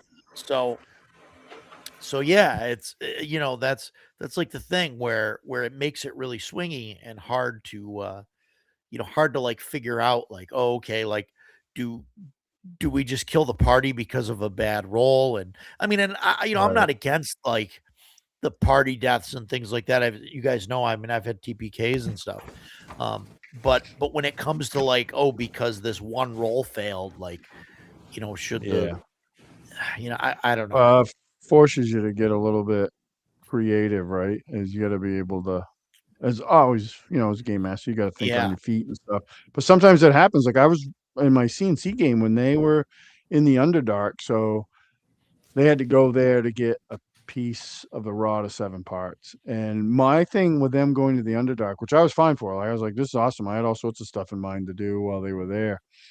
But one of the things I really wanted to impart to them that this is not like you strolling across the hill country around your base town. Like this is a dangerous place where pretty much everything, with a couple of exceptions, wants to kill you. Mhm. And that, I mean, it was rough. Like those sessions were very, very difficult. We ran like 6 sessions there. And there was one that I ran, one encounter where they fought, they kind of stumbled across like drow slavers, and in the midst of doing, like, I don't know if they were fighting somebody else or whatever, but then the drow turned their attention on the party and started whacking them with the hand crossbow bolts with sleep poison. And people like my son, his character got dropped like immediately. Ran in, I think he murked one character. Like they had some bugbear, slaves that were fighting for him. The drow did, and he murked one of those, and then got hit with a sleep potion, and bam, down he went. And they were like, "Ruh-roh." And then the party wizard ended up getting dropped, and they're dropping globes of darkness, and it's just, and I could see looking around the table, they're like, we may wind up as slaves. And I was like, and I'm in my head, I'm like, yep, you may. And I wasn't really, that's not what I saw happening. I didn't think this was going to be that tough.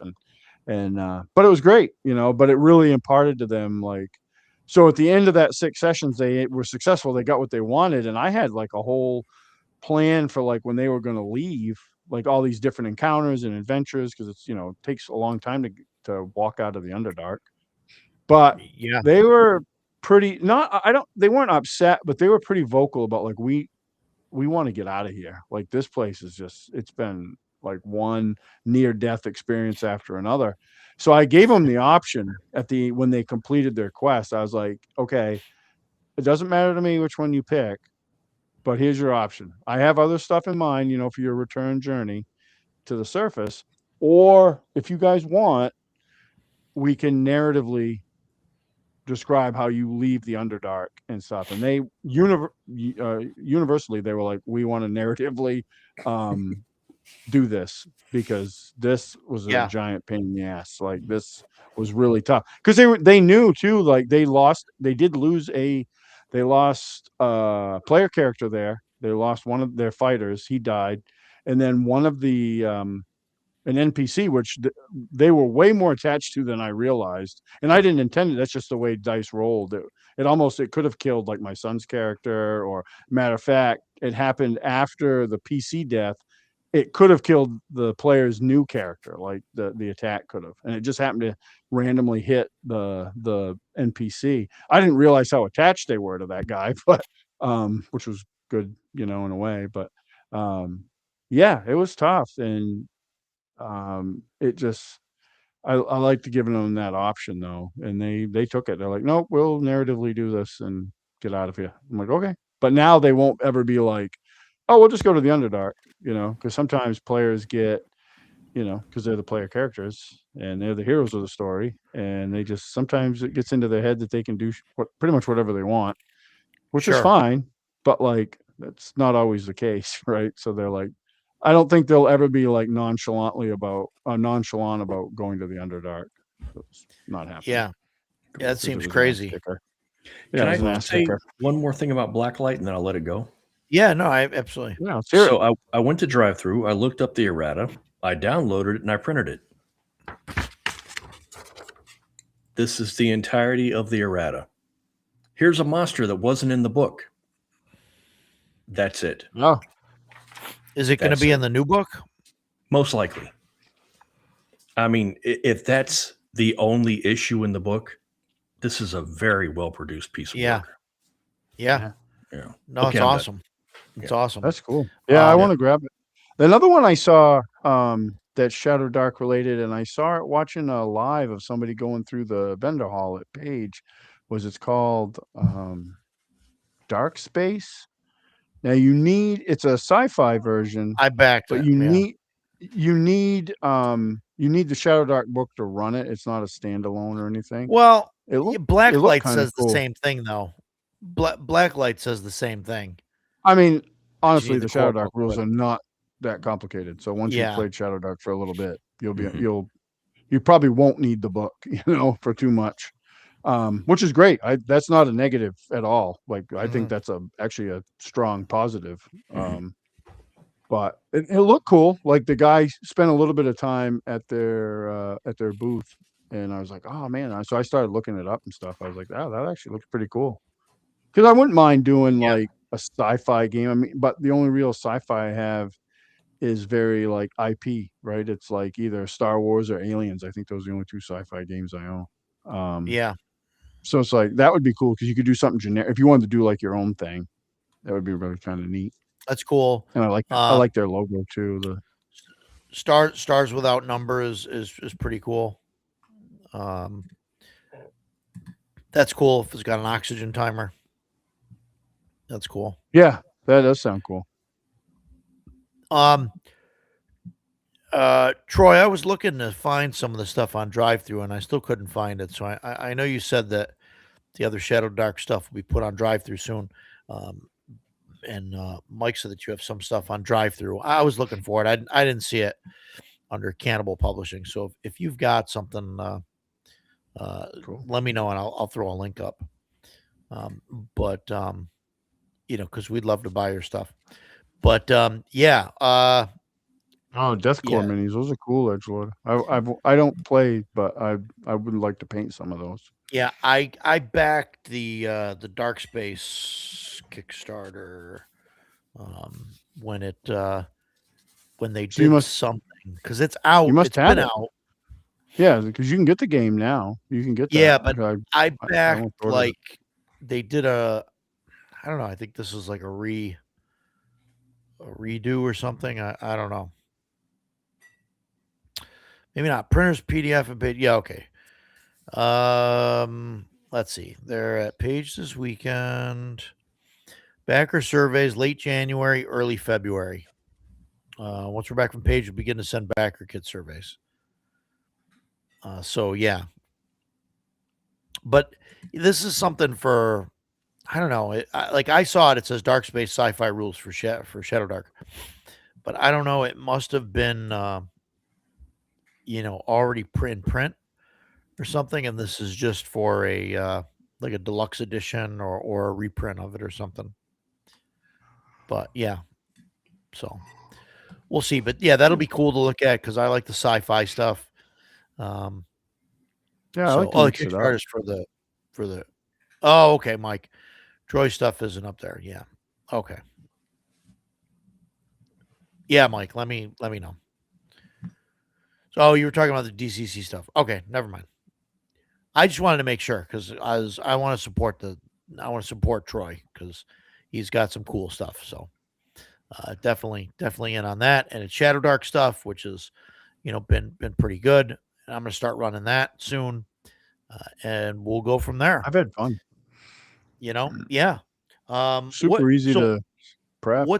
What's been the differences between, say, like I know that CNC is like different, but like from any other kind of OSR game, like we know the torch mechanic thing is there, but what else is like something that sticks out that you were like, so yeah, different. Well, so what's different with Shadow Dark? Like the session I ran the other day, we didn't even get to where they needed torches, right? So that wasn't a factor. in that session. But what I have noticed from playing it and running it is how fast it moves, because you're always in initiative, right? We did some stuff in town, like when they first started off, just getting their job, because I didn't want it to just be like bam. I wanted it to be more like like how I would start like a regular long Initiative, campaign. yeah. So we played a little bit of that, but the initiative, because you're always in initiative, like the game moves so much quicker. Like it's like, what are you doing? What are you doing? What are you doing? And then you go through, combat starts, we roll And initiative to did get you your do that order. in town and stuff? Like, I mean, you said you No, didn't at first, but as soon no. as you leave town and you're in the wilderness, Yeah, you're in rounds. you're in rounds. Or And yeah, sometimes you're not doing anything. I mean, they had to go from town to where the keep is they're exploring. So like right. narratively, we just talked about the journey. Nothing happened until they broke off from the road. And when they broke off from the road and were going up this old road that led to the keep, they got ambushed by bandits. So that was our first initiative, was actually combat initiative. But then after that, they were in initiative. We got them up to the keep, and then they started working their way through.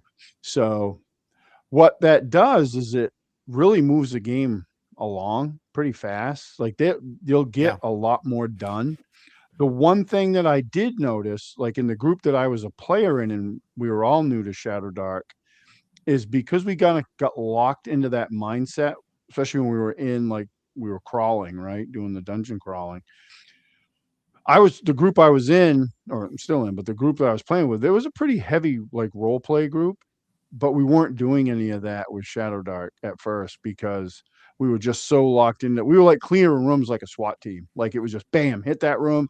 Everybody goes through their turns. You'd have, maybe half a dozen rounds of, whatever was going on, if that, and then right to the next one. And we cleared a lot of stuff. Like in an hour and a half, I think we cleared like 7 rooms in this one of the pre-written things for Were you Shadow Dark. re-rolling initiative for like every room or just staying in Yeah. that order?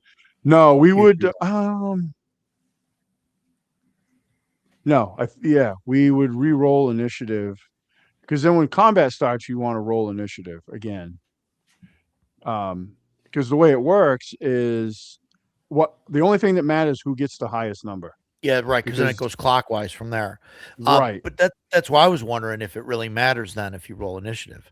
Just whoever I kicks think the it door in, and then the next person goes, and I I think it does, because if we're in, like, say we're just in like initiative and we're searching rooms and stuff like that, re-rolling initiative for combat adds a little bit of tension to the game, because you want like I'm sitting here, you yeah, want the right, guy right, to right. my left to be the guy that wins, because that means I Yeah, go last as the game master. sure. And conversely, like if I roll high, or like the guy sitting to my right rolls high, means I get to go pretty quick. And Shadow Dark is definitely a game where you're better off not taking So hits. then, so So then when combat ends, do you roll initiative again for the outside, or do you just keep no, I combat think initiative? we just kept that one.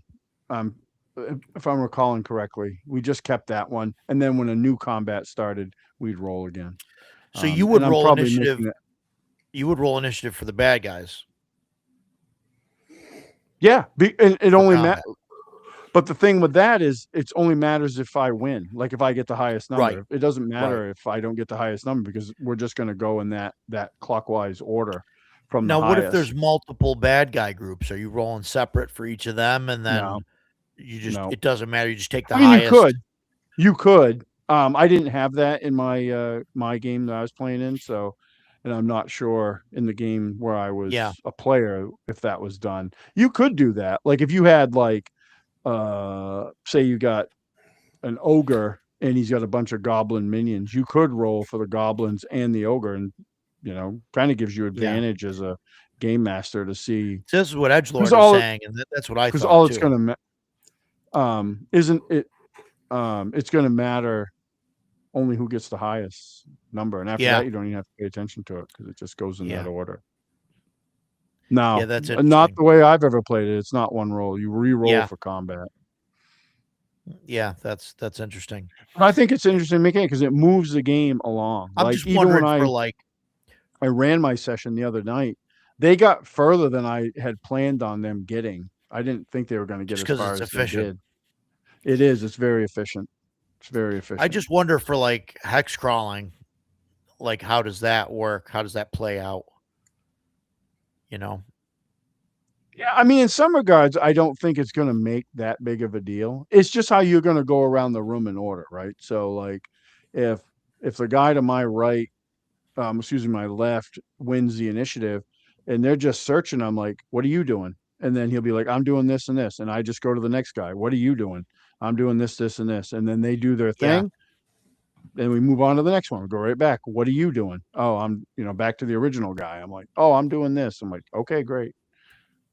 It just keeps, from my experience, it just keeps the game really Yeah, so moving. that's And even what Mike is saying. I think by the rules, it's one roll for the whole session. It's always on initiative, so even not a combo use that turn order. Yeah, but what Ducato is saying is that you have that initiative, but then as soon as combat is going to start, you roll initiative again, and it's a new initiative. I don't have my book. It's in the other room. I don't know. I mean, that's how I I don't did know. it in the Yeah, game mine's I in the other played room in, too. Yeah. and Yeah. that's how I did it in my game. Because then you're not. I think if you do just one roll, it's very static. You lose that tension. You could do that, like Edgewood could be right. Maybe it's just me. I don't know. But the games I've seen, Yeah. like I'm watching the Glass Cannon Network. They're doing Shadow Dark as their main game. That's what they do. Yeah. They have, when combat starts, they roll initiative. Yeah. Yeah. I just want to know what the rules are in the book, That's Yeah. what I want to try that. Yeah, I mean that's the way I've played it. Yeah. And then that's the way I run it, and that's why I've seen other No, that's people cool. run it. Cool. And Yeah. the only rule that we didn't really change how it works, but like when a character goes down, right, they go to 0, you get your con bonus plus a Plus die 4 in 1d4, right? round. Yeah. But what we do, and I don't think it says to do this in the book, what we do is the game master rolls that, and he doesn't tell anybody what he rolled. So you have no idea how many Yeah. rounds the guy has, or the gal has, or whoever, before they die. Yeah. And that just adds tension to the Makes game. sense. That makes sense. I'm like, I don't have any problem with that information being public. Well, the thing of it is it gives those characters a sense of urgency, right? Because they're like, you well, have no shit, idea. I have no idea. Yeah. Like if like with 5e, like not to crap on 5e, but like the way it's written, I Yeah. know that guy's got a couple rounds probably, unless he's You could see it rolling happen. Yeah. ones. He's going to be fine. So what we started doing, actually, when we were playing 5e, like I started doing this. I wouldn't tell anybody whether I made my save or not. The battle's Ooh. going on. They have no idea. So I would just, I'm Yeah. like, I'd be down and my game master would be like, "Hey, make your death save." I'm like, "Yep, okay." And I wouldn't Yeah, say that's what Mike anything. is And saying. I then probably reroll initiative each separate combat encounter. Yeah. everybody adopted that rule eventually, and it added a lot more tension to that Sure. rule. Where I didn't think as written, death saves added really any tension to the game. Right. But when you don't Right, because know, what we the had thing is. and we had characters that died from that because we were in these fights, and then we go over and like we knew we went down, but like I got all this other stuff I got to deal with. So it's like, and we get rid of that and go over, and they're like, "Oh no, he's dead." And I'm like, "What?" And I had lost track of like the rounds. Like I'm like, "Oh, I thought we'd only like been going for like 2 or 3 rounds. It'd been like 5, Yeah. And I'm like, "Oh shit." So, Yeah. but Yeah, yeah, that's interesting. it doesn't slow the game down at all to reroll initiative, and I think it adds, if it's not a rule, I mean, I just think it adds that tension to it. Whereas otherwise, And you're that's gonna know like the entire time through the game, like when combat comes. I mean, I would roll. Maybe it would be me because I'd have to roll for my guys, but I've seen it not played that way, so I don't know, but it works from yeah, what and I've it's just seen and a experienced. D20 plus dex. It's just a yes, I think. Yeah. Yeah. I think so. Fantastic. I don't know. I'm trying to remember if I wish I had my book in front of me. I'm trying to remember if monsters have an initiative bonus in their stat. Well, they have a dex bonus, right? So Yeah, because they give them they they do. get the I was full thinking stats. Yeah. CNC that doesn't give them full stats. So yeah, they Yeah. have full stats. So if they had a dex, yeah, we add dex bonus. Yeah. So Interesting. Yeah. Like it's Mike super said, simple. you can The roll a only new character in 5 minutes. Oh yeah, for sure. Like by the time your turn comes around, you probably have your character done. The thing that I didn't see Yeah, we'll Edgelord, see Edgelord. We're probably going to close up shop here soon anyway.